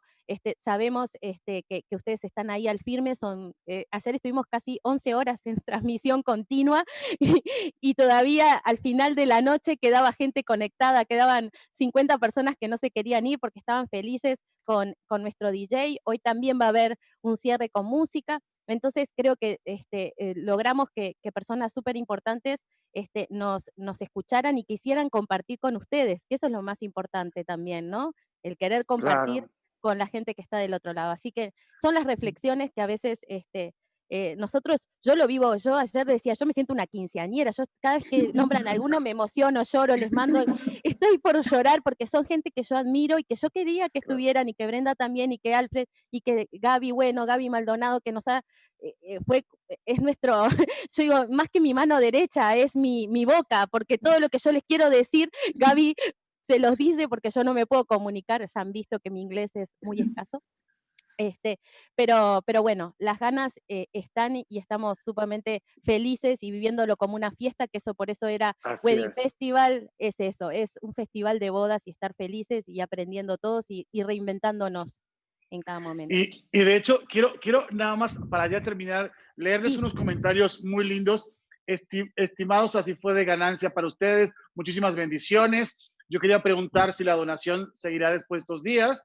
El valor de estas conferencias es mucho y muy superior a lo que están ofreciendo, es invaluable. lo dice Brenda Melgar. Infinitas gracias por tremenda oportunidad. Chicos, gracias a ustedes, pero por favor recuerden, seguirá la página abierta para sus donaciones. La idea es seguir con estas iniciativas que estamos haciendo. Gracias, chicos. Dejen la donación de forma permanente. Dicen por acá, va a estar, pero por favor, necesitamos cubrir gastos hoy. Se quedará permanente, pero necesitamos cubrir gastos hoy. Así que ayúdennos a cubrir esos gastos y seguramente seguiremos trayéndole a más personas. Y gracias a todos los speakers. Así que repito otra vez la página, es bridalweek.online, está en el chat, bridalweek.online, y pueden pagar con PayPal, con tarjeta de crédito, y agradecemos sus donaciones. Los dejo, ya tenemos a nuestra siguiente speaker. Muchas gracias a todos. Sigan disfrutando mucho, recuérdense prepararse para la fiesta de esta noche y también prepárense para lo que viene, que ahorita vamos todavía a recibir muchísimo más, así es que muchas gracias, les dejo micrófono y cámara para que podamos continuar. Gaby. Gaby se va. Hi, Elizabeth. Hi, Elizabeth. How are you? Do you hear us? Well, thank you. Can you hear me? Yes, Perfect. I can. Fantastic. So, Vale, ¿tú vas a hacer la intro? Sí, en español, of course. Okay. Vale, Valeria is going to introduce you in Spanish. You can turn on the translator in English if you want to, and then go back to us. Bueno, vamos a presentar, Vale. como recién les estábamos diciendo, trajimos a las personas referentes y personalidades de lujo. Elizabeth es una de las mejores pasteleras del mundo y una de las 3 mejores, creo yo, de toda Europa. Y es de Inglaterra, allí es donde tiene su empresa, pero además es una speaker internacional.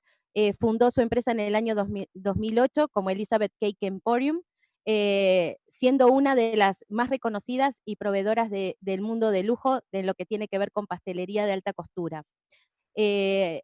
Ofrece todo tipo de pasteles y degustaciones a sus clientes. También Elizabeth es personalmente quien durante todos estos años atiende cada uno de los procesos de elaboración de su pastelería, por supuesto, supervisa los ingredientes, que todo sea de la mejor calidad, y eso es lo que ha garantizado convertirse en una de las empresas con estándares de calidad más altas en lo que tiene que ver con pastelería. También es, como les comentaba, es speaker internacional y jueza de las competencias internacionales de pastelería. También tiene un libro que se llama Opulencia, que todos los que trabajan en pastelería lo tienen en sus bibliotecas, porque ahí hay unas maravillas de pasteles reales hechos para sus clientes, y bueno, ha hecho una recopilación de sus mejores trabajos, y en ese libro, que también ganó premios internacionales y que ha vendido millones de libros alrededor del mundo. Entonces, estamos muy feliz. Es una de las proveedoras que hoy Anisha nos comentaba que tenía proveedores de lujo dentro de Bright Lux. Bueno, Elizabeth es una de esas proveedoras estrella que tiene esa plataforma. Así que le damos la bienvenida a Elizabeth a nuestro Bridal Week. Muchas gracias por aceptar nuestra invitación y por formar parte de este evento.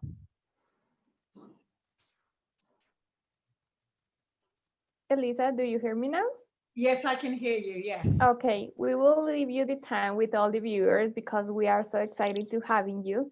So here is with you, Elisa Solaro. Great.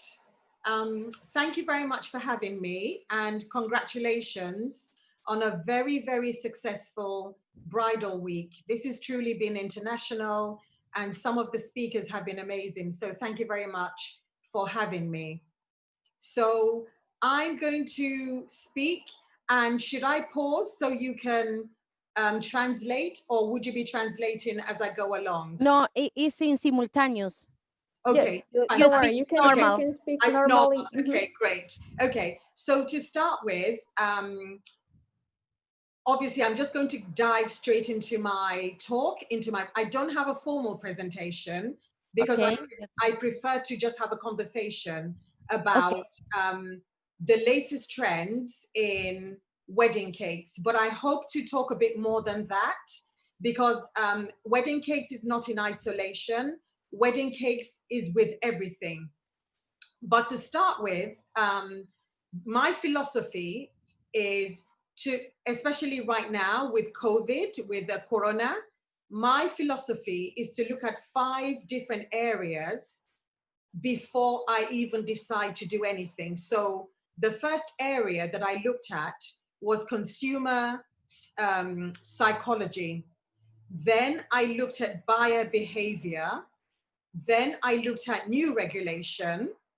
Then I looked at impact of corona on businesses, especially the wedding industry. And the 5th area that I looked at was the new market trends. So how are we reacting to corona? So in terms of client psychology, I looked at how my clients, how they spent lockdown. Now it sounds strange, but I believe you can tell a lot from your client, the way they behave. So some of my clients, they chose to go abroad. Some of my clients chose to stay in the country, but they gathered all their family from around the world. In fact, a friend of mine that runs a concierge, she told me that a client paid £100,000 to get all his family from around the world to spend lockdown with him. So I also looked at, you know, how my clients were behaving. Some were obeying the law, some were breaking the law, but I'll get on to that. So how does that affect wedding trends, wedding cake trends, you might ask me? Well, what's happening right now is that people are looking to stay healthy. They're looking to stay alive. So I started asking myself, the inside of my cakes, they might need to change, because a lot of people were used to having sugar-free, fat-free, gluten-free, you know, I call it no sugar, no fat, no taste, no fun. But now people are looking to boost their immune system. So right now is about immunity. It's about people staying healthy.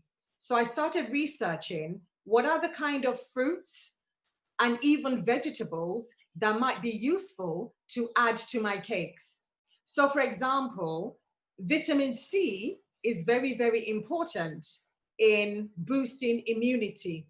Zinc is very, very important in fighting corona. Vitamin D is also very, very important in boosting immunity. So these were the things I've been looking at. I've been experimenting with new recipes, with new ways of doing things. And right now, I'm encouraging my clients to have a lot of flavors that boost their immunity. So that's cake trend number 1. The second cake trend is that a lot of people who want to get married this summer, unfortunately, they can't get married because of the lockdown. But some didn't want to wait. So to the ones who didn't want to wait, I suggested that they can have a very small wedding cake to celebrate now, but maybe next year when they have a big party, we can go back to doing very, very big wedding cakes. Having said that, some of my clients also wanted whoever was joining them via Zoom to also experience what they were experiencing. So I made a suggestion of, why don't the florist and myself, why don't we do mini bouquets and mini cakes and have them delivered to all the guests that would have come to the wedding? So what that meant was that the budget for the cake for the wedding, although the cakes were smaller, it was still the same, because we hand delivered so many mini cakes, so many cupcakes, so many sweet treats to all their clients. So at the moment when, you know, after the exchange of vows, etc., when they were sitting down, having champagne, they had these mini treats to eat.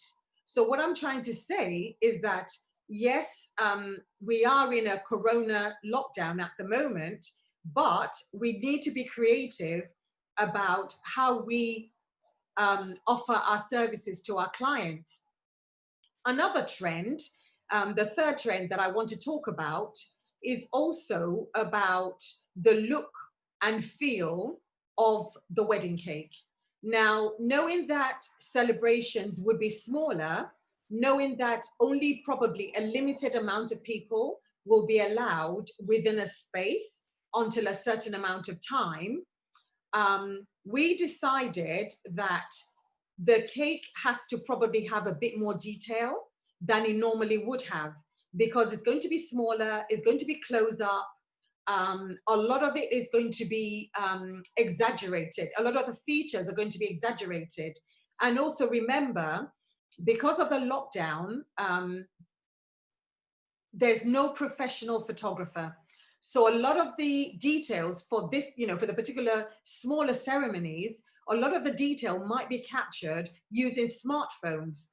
So what I'm sensing and what I'm thinking is that anything we do, especially cakes or sweet treats or even food, it has to be Instagram friendly. It has to be something that when people are taking shots on their camera phone, on their smartphone, they can capture in one field, in one depth of field. So the field, obviously, that you have on your smartphone is small. So that means that whatever you do, mini cake or big cake or whatever, it has to be the ability to be able to capture it in one look. So that's the kind of designs that we're also looking at. In terms of things like colors, now, obviously, I tend to go with the colors of the wedding. So if the flowers are going to be pink or blush or white or green or whatever, there will be a mood board, there will be maybe a wedding planner, somebody that will pull everything together. Then I speak to my client, we have 1 or 2 consultations, we have a tasting. Unfortunately, during Corona, all that had to go out of the window. So we had to find a different way of doing these consultations via, phone calls, Zoom, as we are today, etc., etc. So what we then, decided was that in terms of presentation, etc., etc., everything was done via a sketch, via images, etc., etc., etc. So what I'm trying to say is the trend I noticed in terms of colors is that I would ask my client, because you're at home, there's no point in doing something that doesn't work with your home or something that doesn't work with your decor. So details of decor, details of colors, etc., took on a very, very new meaning. So right now, the cakes I'm making, I am making to match the decor of the homes of my clients. Now, some of them have absolutely amazing homes, so it's no problem at all. But for some of them, where maybe previously it was supposed to be a blank canvas and we were meant to build, all that went out of the window. So right now, it's about matching the cake colors to not just the colors of the wedding, but the colors of the homes, with the hope that later on, when they have a big celebration, we can do what we intended to do. Trend number, what number am I on? I think I'm on number 4 at the moment. Okay, trend number 4 that I noticed is that clients at this time, yes, they're physically distant from their guests, but they want their guests to feel, to feel a part of their special day. So, and what does that mean? That means I've had to collaborate with some cake makers overseas. So I suspect that in going forward, one of the trends we're going to see is that even as a florist, as a cake maker, etc., we would need to collaborate with fellow designers, fellow cake makers, fellow florists abroad. Because right now, importing anything is a nightmare. Flower delivery is a nightmare. And also, as you know, in the UK, we Brexited. So by the time Corona is over, by the time all this is over, by the time we get to celebrations, we don't know, in terms of travel, in terms of importing, what we will be allowed to do or not allowed to do. Because I do a lot of wedding cakes abroad. Some of the wedding cakes I've done, you know, have been to the Middle East, have been to Austria, Germany, Switzerland, France, etc., Italy, a lot. But the problem right now is, based on legislation, we don't know what we will be allowed and we will not be allowed. So I sense a lot of collaborations with my fellow cake makers abroad. So that means when I'm talking to them about particular colors or flavors, etc., I will need to be specific. I will need to check, do you have these particular colors? What brand do you use? What brands are allowed? So again, that was why early on in my talk, I mentioned a lot about legislation. So it might be a matter of, you know, making sure that whatever they're using over there, they send me a sample so I can, you know, it might be, maybe I do a mock cake of what I want, or I design it and then I send them a photo. So those are the sorts of things that I'm seeing in terms of wedding trends. Obviously, another wedding trend is that cakes will be smaller, because right now, a lot of people during Corona, post-Corona, are losing their jobs. And right now, a lot of my clients are saying they don't want to seem as if they're showing off, as if, oh, look at us, we're having a, you know, multi-million-pound wedding while people are suffering. So things are going to get smaller. However, you might have a smaller cake, but you might have many more of them. You might have a smaller cake, but you can have each guest can have their cake, for example. So those are the trends that I'm seeing right now.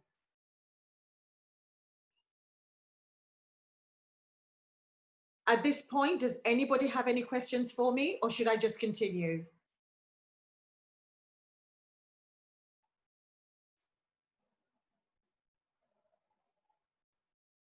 Okay, so I'm looking at the Q&A right now, and okay, there's nothing yet, so I will just continue. Now, another important thing that I've been looking at are, I've been looking at industries that are going to be Corona-proof. So after all this is over, when we hopefully get back to normal, we need to begin to think what industries are going to be Corona-proof. Because as I mentioned earlier, we need to look at buyer psychology.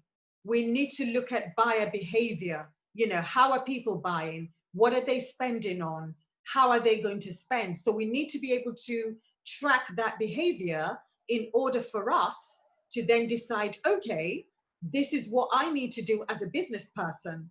So I'll give an example of that. In the cake world right now, due to the lockdown, cakes became very popular because baking was what a lot of people could do at home, and baking gave a lot of people pleasure. But right now, the problem is certain ingredients are, you know, obviously the price has gone up. Things are very, very expensive at the moment. And we've even run out of yeast, we've run out of flour. So there's a lot going on. So with bearing that in mind, it means that we as cake makers, we need to improve our skills. We need to come up with new designs, better designs. We can't just be copying what we have done before. We need to be improving our skills, upskilling ourselves, and doing better and better and better. So for example, this year, the Pantone color for 2020 is meant to be classic blue. However, we need to say to ourselves, okay, this is the Pantone color of the year. This is going to be very popular in home decoration, in fashion, etc., etc. How can we use that in what we do, in our art? Because what we do is art, but it's also science. So we need to be able to say, okay, classic blue, how do we make that a trend? How do we incorporate that color into what we do? We need to expand our thinking in terms of what is possible in the world of cake and what isn't possible.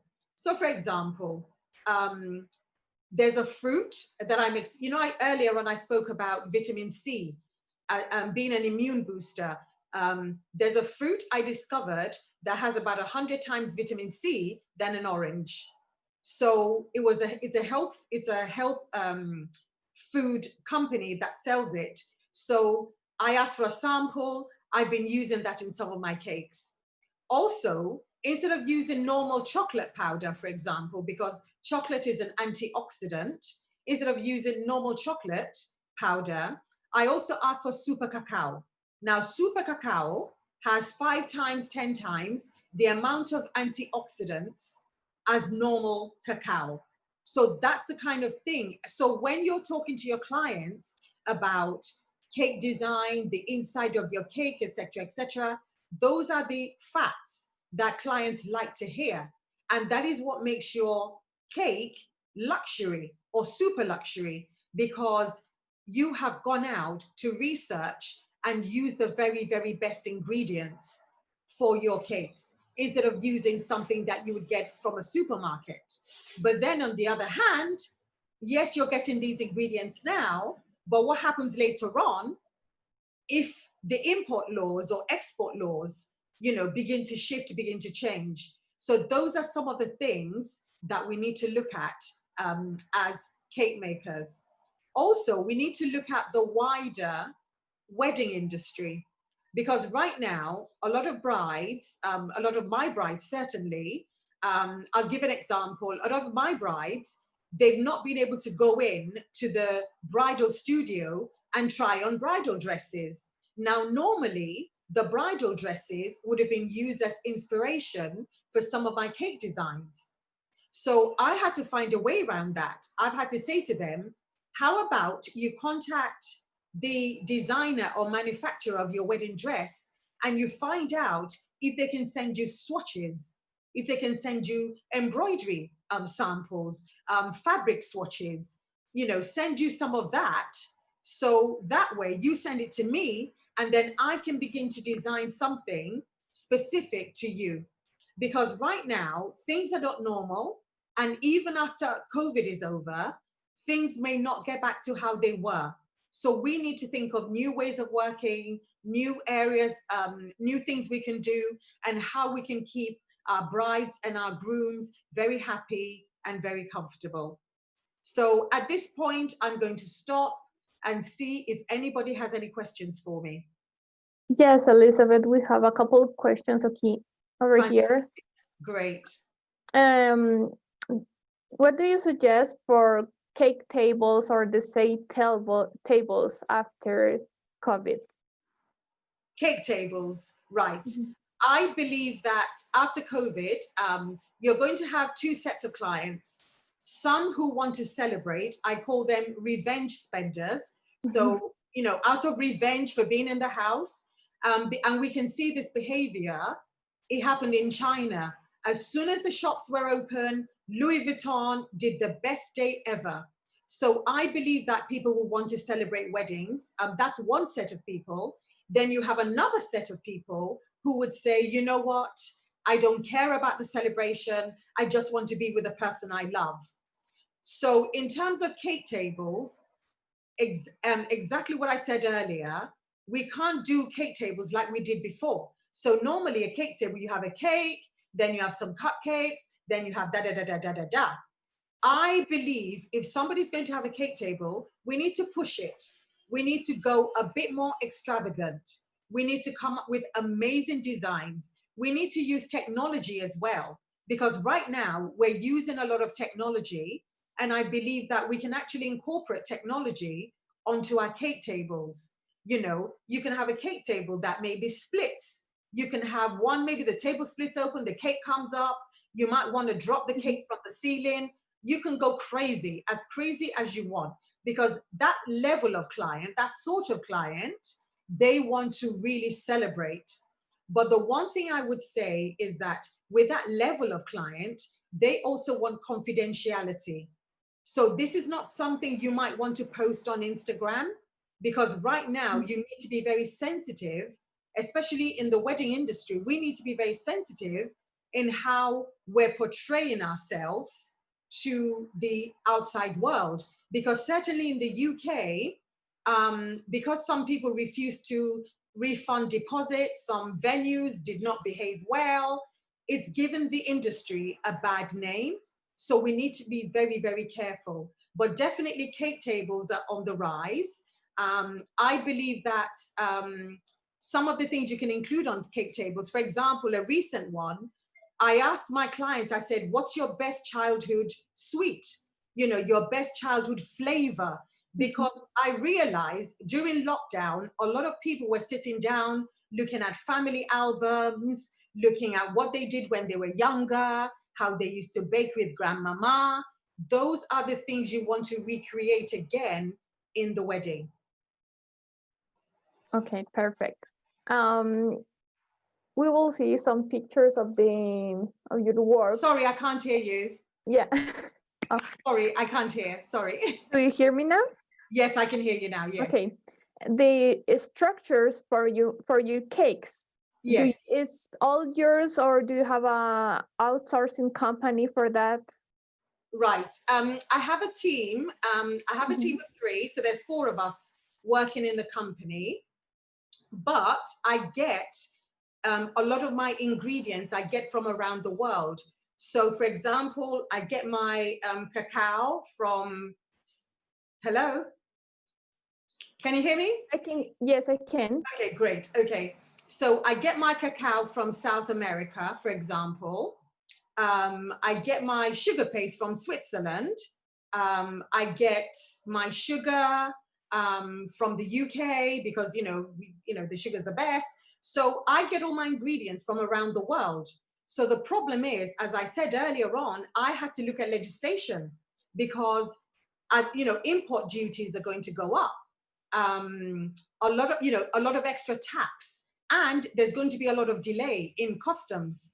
So I need to start thinking of the future. Is there an alternative sourcing I can do? Is there somebody else that might be able to do this for me? So those are the sorts of things that you need to start thinking of. Also, in the UK right now, there's a COVID 2020 legislation. And part of the legislation, there's something about the food chain. So handling of food, provenance of food, because, when COVID happened, the government had to keep the supply chain open. So those are the sorts of things I will encourage us as wedding professionals to have a look at, because each country will have its legislation. Okay, we don't have more questions. People is really happy. They say this, all the information is very important. You give us a great tips with the flavors. Also, if there's no sugar, it's not fun. I agree with that because I sweet tooth. Yes. And it's very important, all these things. We have congratulations yes. What kind of sugar do you use for diabetics? Do you have some suggestion?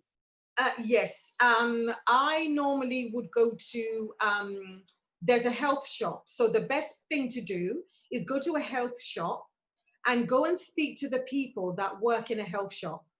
Don't look at Google. Google is sometimes not the best place because it's very confusing. So what I did, I went to the best health food shop in my area. And then I went to another, it was a chemist, it was a pharmacist. I went to a pharmacist in a very, in central London, a very posh area. I found out the best pharmacy in the country, and I went there. And I said, can I come in and have a chat? And they said, yes. And I said, what is the best, sugar substitute for diabetics? And they recommended 2 or 3. And then I used them. I experimented a lot. Obviously, the results was not the same. I don't use things like honey, etc., because honey also has a lot of sugar in it. So I had to experiment a lot. So that's my suggestion. My suggestion is go to your health food shop and go to your pharmacist.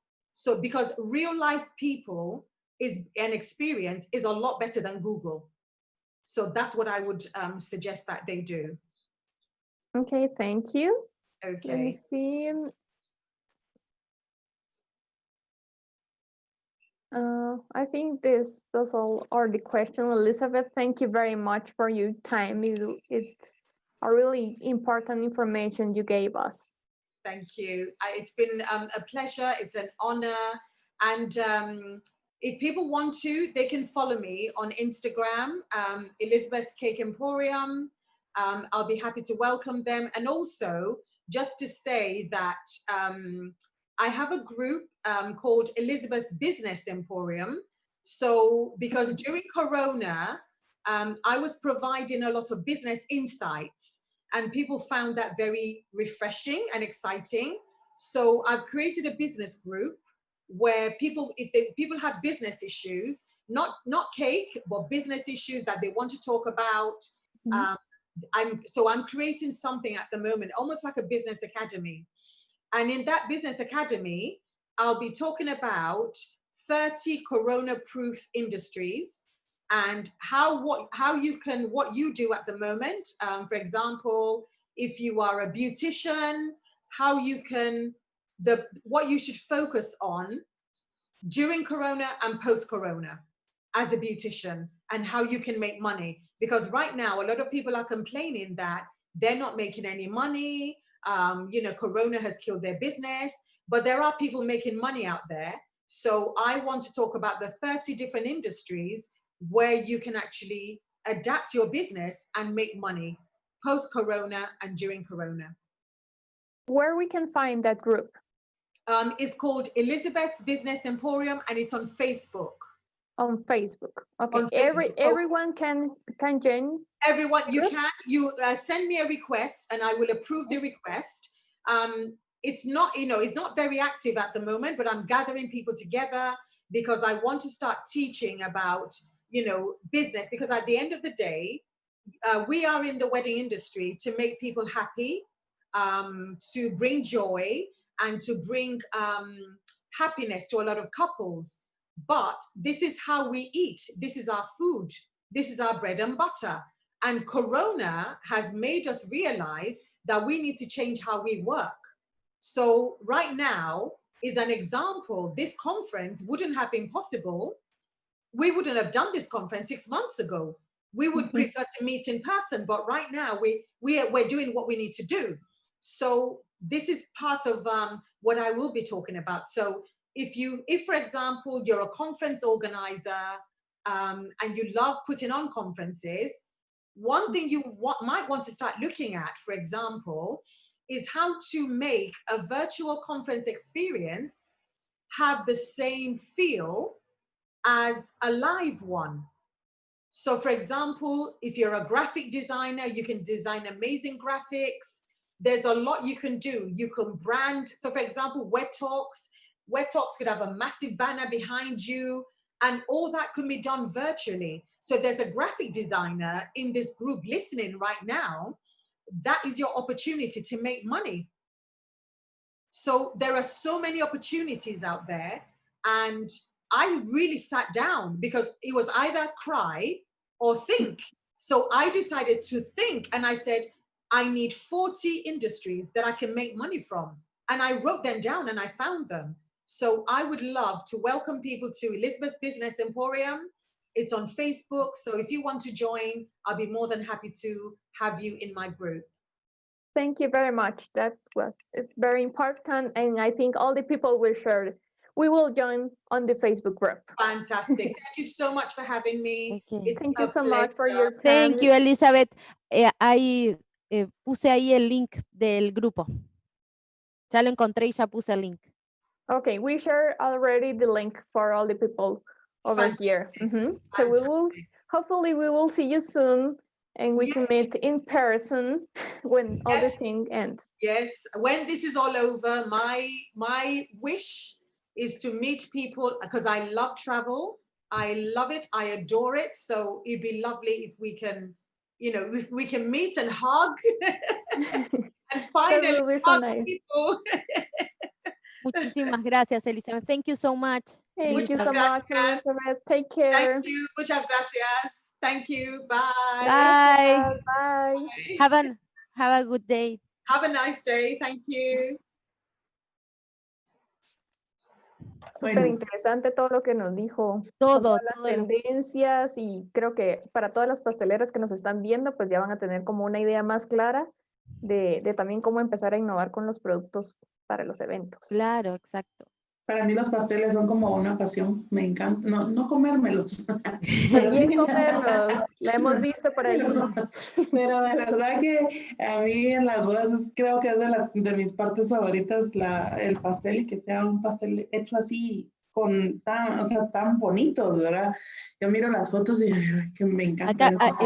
Hubo un año, Brenda, que acá no sé qué les había pasado a las novias, que había la tendencia de que no hubiera pastel, y para mí era tan triste una boda sin pastel. Yo las trataba de convencer y no las convencía.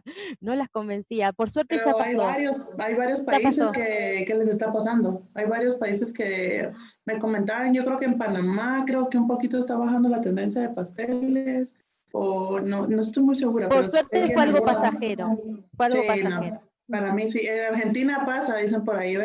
En México yo nunca he tenido pastel, creerán, nunca en años. Las novias no lo usan, o sea, no es muy usual. O sea, hace muchos años perdemos en México, yo creo que he tenido 2 pasteles. Alfred? mucho postre. En México es un país de mucha comida, entonces hay muchísima comida, mucha comida todo el tiempo, y postres hay desde que es más allá de la comida, es el simbolismo que lleva la tradición del pastel, tiene un porqué y nace en Egipto. Entonces y es hermoso. Cuéntanos la historia, cuenta la historia para que sepan. No me acuerdo bien cómo es, en qué época de Egipto, pero simbolizaba la abundancia y la unión de las dos familias y de lo que se comía. Entonces no se comía, se repartía, era un pan, era una masa que se repartía. Pero viene de ahí, de prosperidad, fecundidad, todo lo que es algo bueno, pero en realidad no sé por qué, capaz que es culpa nuestra de no saber transmitir que es una tradición que tiene que estar más allá del pastel. Obviamente se desperdicia mucho, porque cuando lo hacen comestible no se consume, porque como tú decís, está lleno de comida por ahí. Pero lo bueno es que esté presente ahí. A mí me parece que falta algo. Y ahí por ahí veía comentarios de gente que es decoradora, de acá de Uruguay, Eugenia ahí comenta, y realmente, por supuesto, los decoradores es un lugar más donde potenciar y tiene que estar, pero cuando no lo tenés sentís que te falta algo en la foto final. Entonces, a mí me angustia realmente cuando no quieren el pastel. Es una cosa pero no, porque me encanta, me parece que está bueno. Drama, mi abuelita cuando se casó, guardó un pedazo de pastel y duró en el refrigerador, el congelador, duró casi 50 años el pastel guardado. Mi abuela lo guardaba y lo ponía, y cambiaba de refri y dejaba el pastel, y siempre era intocable. Era como, ahí se va a quedar por siempre. Exacto. Y esa tradición generalmente es de un año, y al año parten el pastel otra vez cuando celebran. Bueno, eso también ha surgido eso, la tradición. Fue lo más desastroso que tuve en mi... ¿Me escuchan ahí o no me escuchan? Se te fue la voz. Mi conexión. No, que les estaba diciendo que mi pastel, en mí el pastel es de las cosas favoritas, y mi pastel fue desastroso, o sea, no me gustó en lo absoluto. Les tendré que enseñar una foto, y si yo me volviera a casar o vuelvo a renovar votos o lo que sea, sí sería un pastel impresionante. O sea, es como, quítense todos, me voy a gastar el presupuesto en pastel. Bueno, yo quiero conocer Yo sí tuve pastel en mi boda. Yo me casé en México, pero tuve pastel en mi boda. O sea, chistoso, porque ninguna novia tenía. Yo quería tener pastel porque en ninguna de mis bodas tenían pastel. Yo sí quería tener pastel. Sí, yo tuve mi pastel. Sí, quiero conocer un poquito a nuestros... A toda la gente que está conectada con nosotros, que déjenme decir que hemos tenido muchísima afluencia de gente. Muchas gracias por estar acá acompañándonos. Queremos conocer un poquito sus personalidades, y también vamos a usar esto para tener algunos premios más tardecito. Así es que voy a dejarles un link en el chat. Traten, por favor, miren, no contesten en el chat, porque no va a contar que contesten ahí. No contestar a mi WhatsApp, no al Instagram de Alfred, ni a ningún Instagram, al link que les voy a dar ahorita. Ahí les pido que por favor contesten a la encuesta, y vamos a dar más tardecita algunos premios por ahí para para los que contesten, ¿sí? Les voy a pegar en este momento el link, a ver si les llega. Llegó perfecto, voy a meterme. ¿Les llegó? Yo lo veo acá. Listo.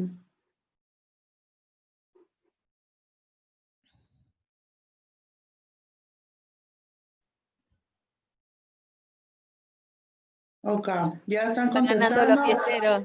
La personalidad de los asistentes, ¿qué tenemos por acá? Tenemos un espía. Hay gente que se dedica a ser espía y de todo, o sea, le encanta investigar, se mete, él conoce, cada vez que sale alguien en un en vivo, rápido va y mira quién es este que salió en este en vivo, investiga. Ese es al que yo le llamo espía. Luego están los inquietos, los que están en cuarentenados, pero que corren por toda la casa y que ya están viendo qué hacen por la vida. Rápido se levantaron a ver los dormilones. Solo hay un dormilón, eso no lo creo. No creo que solo haya un dormilón. Ya van 2 dormilones. Hay gente que de verdad la cuarentena no le afecta, de que les gusta dormir y lo disfrutan muchísimo. Los estudiosos, esta cuarentena ha habido demasiado estudioso. Demasiado, ¿verdad? Y los fiesteros, no puede ser, los fiesteros, ahí voy yo, así es que por favor acompáñenme. Ese es tu grupo. Ese es mi grupo. Vamos a ver que sigan respondiendo ahí. Yo vi que los fiesteros eran más de 50, porque ayer no había manera de que se salieran. No se querían ir. No se querían ir. Teníamos que hacer ensayo general y no se iban. Hay que ser honestos, dice.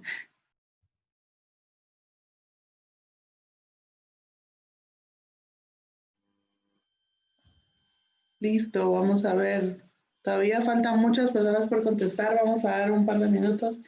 Estaba buena la música, dice por ahí Pati. Sí, la verdad que la pasamos demasiado bien. Yo estaba bailando, hasta calor me dio y eso que está haciendo muchísimo frío. Pero sí son más los estudiosos, mira, vale, más de la gente de los estudios. Más son más míos que tuyos. Pero me da risa que sí hay varios espías. Acá en mi casa les voy a contar rapidito porque en mi casa hay un vecino que es bastante ruidoso y muchas veces como que hace cosas muy interesantes. A veces se oyen gritos, a veces se oyen cosas extrañas que están pasando ahí. Y la verdad es que sí es como, vamos a ver qué está haciendo el vecino. Y literalmente cuando vi esa foto me recordé a mí misma. Pero ahí vamos a ver qué. Viste a tu vecino, Estuve espiando al vecino, pero lo espiamos todos, espié a mi hija, todos así, ¿y qué está haciendo ahora? Porque hace cosas graciosas, o sea, se disfraza y baila ahí muy risa. Es mucha, ahí me estoy viendo mensajes en el chat, pero es que de verdad se disfraza, sale a bailar al balcón de su casa, o sea, como que se ha dado la tarea de entretener a varios vecinos. Así es que tenemos algunas buenas noticias. Muchas gracias a todos los que nos han apoyado en lo que van contestando ahí. ¿Cuál es la personalidad de los asistentes? Quiero contarles un poquito estamos muy contentos. En este momento hemos tenido un poquito más de respuesta en cuanto a las donaciones. Les agradecemos mucho el poder acercarse y el estar con nosotros. Les puedo dar algunos nombres de las personas que nos han ayudado, que automáticamente se vuelven sponsors, ¿verdad? Son sponsors de este Bridal Week. Así que voy a nombrar algunos de nuestros sponsors nuevos. No sé si esta es. A ver, voy a empezar Empiezo. Muchas gracias. Vamos a dar, no sé si Alfred está por ahí o estoy sola. Bueno, voy sola. Estoy acá. Ahí está, vale, ok. Aquí también estoy yo, aquí también estoy. Lo que usted me diga, jefa. Gracias, un aplauso y gracias al equipo. Yo quiero, tal vez si se logra el equipo, aprender cámaras y micrófonos para que me puedan ayudar con aplausos. Yo voy dando los nombres y vamos a ir agradeciéndoles a todos, ¿sí? Bueno, damos las gracias a Susan Torres, que nos hizo la donación, a Isis Hernández, a Brenda Alicia, a Natalie Van, a Grace, Solo Alfred es mi porrista, ¿qué pasó? Aquí Gracias. A Grace Palma, a Kate también, a María Rueda, Rosemary Ramsay, no sé si lo dije bien, a Flavia, muchas gracias, a Susan Torres, ahí yo creo que ya estoy repitiendo, sí, tengo más nombres, pero no los tengo acá, así es que quiero agradecerles. Gracias a todos. Gracias por sus aportes. Ay, Claudia, que también nos mandó un correo, y Claudia y Erika eran. Ok, Claudia y Erika, muchas gracias. También sé que hay algunas personas que se han estado comunicando por WhatsApp para ver si que se les está dificultando hacerlo por PayPal y nos han hablado para pedirnos alguna cuenta bancaria o algo por el estilo. Ahí estamos tratando de resolverles y darles una opción. De hecho, ya tienen la información.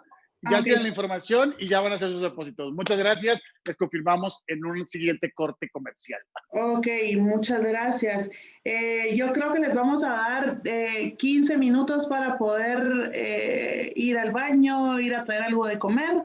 15 minutos, miren, por favor, se los pido encarecidamente, 15 minutos y vuelvan porque tenemos información muy importante para ustedes. Venimos con premios en 15 minutos. Venimos con información, venimos con personas que ustedes, que por ahí he visto en el chat que están preguntando a qué horas van a estar, que si ya va a venir fulano, que si no. Entonces, por favor, se los pido, no se lo pierdan. En este Brenda, momento, y después tenemos que anunciar el último speaker que se sumó ayer. Ay, sí, le tengo que que tenemos poner un acá. cierre de oro. Sí. Miren, yo quiero... Digan a qué país vamos a volar. Digan a qué país vamos a volar. Pero Digan el país. antes que eso, antes de decirles a qué país vamos a volar, quiero decirles esto. Prepárense porque yo sé que nuestra jornada ya la teníamos como un poquito apretada, pues creemos realmente que es importante extender si es necesario la jornada o apretarla más, no sé cómo explicarles, pero cuando nosotros dijimos no, o sea, ya teníamos que tener un cierre así, con broche de oro, así es que... Ya lo teníamos y lo cambiamos otra vez. Exacto. Entonces, la verdad es que les voy a decir, bueno, que lo diga Vale, ¿a dónde nos vamos a ir de viaje? Y nos vamos a ir bien lejos, el cierre va a ser bien lejos, a Filipinas nos vamos a ir. A Manila. A Manila. ¡Aplauso! Y vamos a hacer otra cosa, vamos a viajar en el tiempo. Porque cuando este speaker esté, ya va a ser 4 de junio por allá. Exacto, vamos a adelantarnos. Ajá, nos vamos a viajar al futuro. Viajar al futuro. Sí, literalmente. Entonces, miren, de verdad, ¿qué les pido en estos 15 minutos? Sí, yo creo que les puedo pedir estos favores. Primero, vayan y contacten a todo mundo que conozca de bodas y eventos o que creen que deberían estar acá. Por favor, no se queden con esto. Vayan y compartan el link. Díganles que entren, que por favor, aunque sea, aprovechen esta tarde. Yo sé, no sé si lo que estoy pidiendo es peligroso porque hay muchísima gente conectada y no voy a hacer que la plataforma nos... Pero, por favor, compártanlo, se los pido, por favor. Ahí está el link, ahí les dejamos el link. Ahí les dejamos el link. Creo que es muy importante que todos nos conectemos y que lo compartan, así como nosotros lo compartimos con ustedes con toda su comunidad.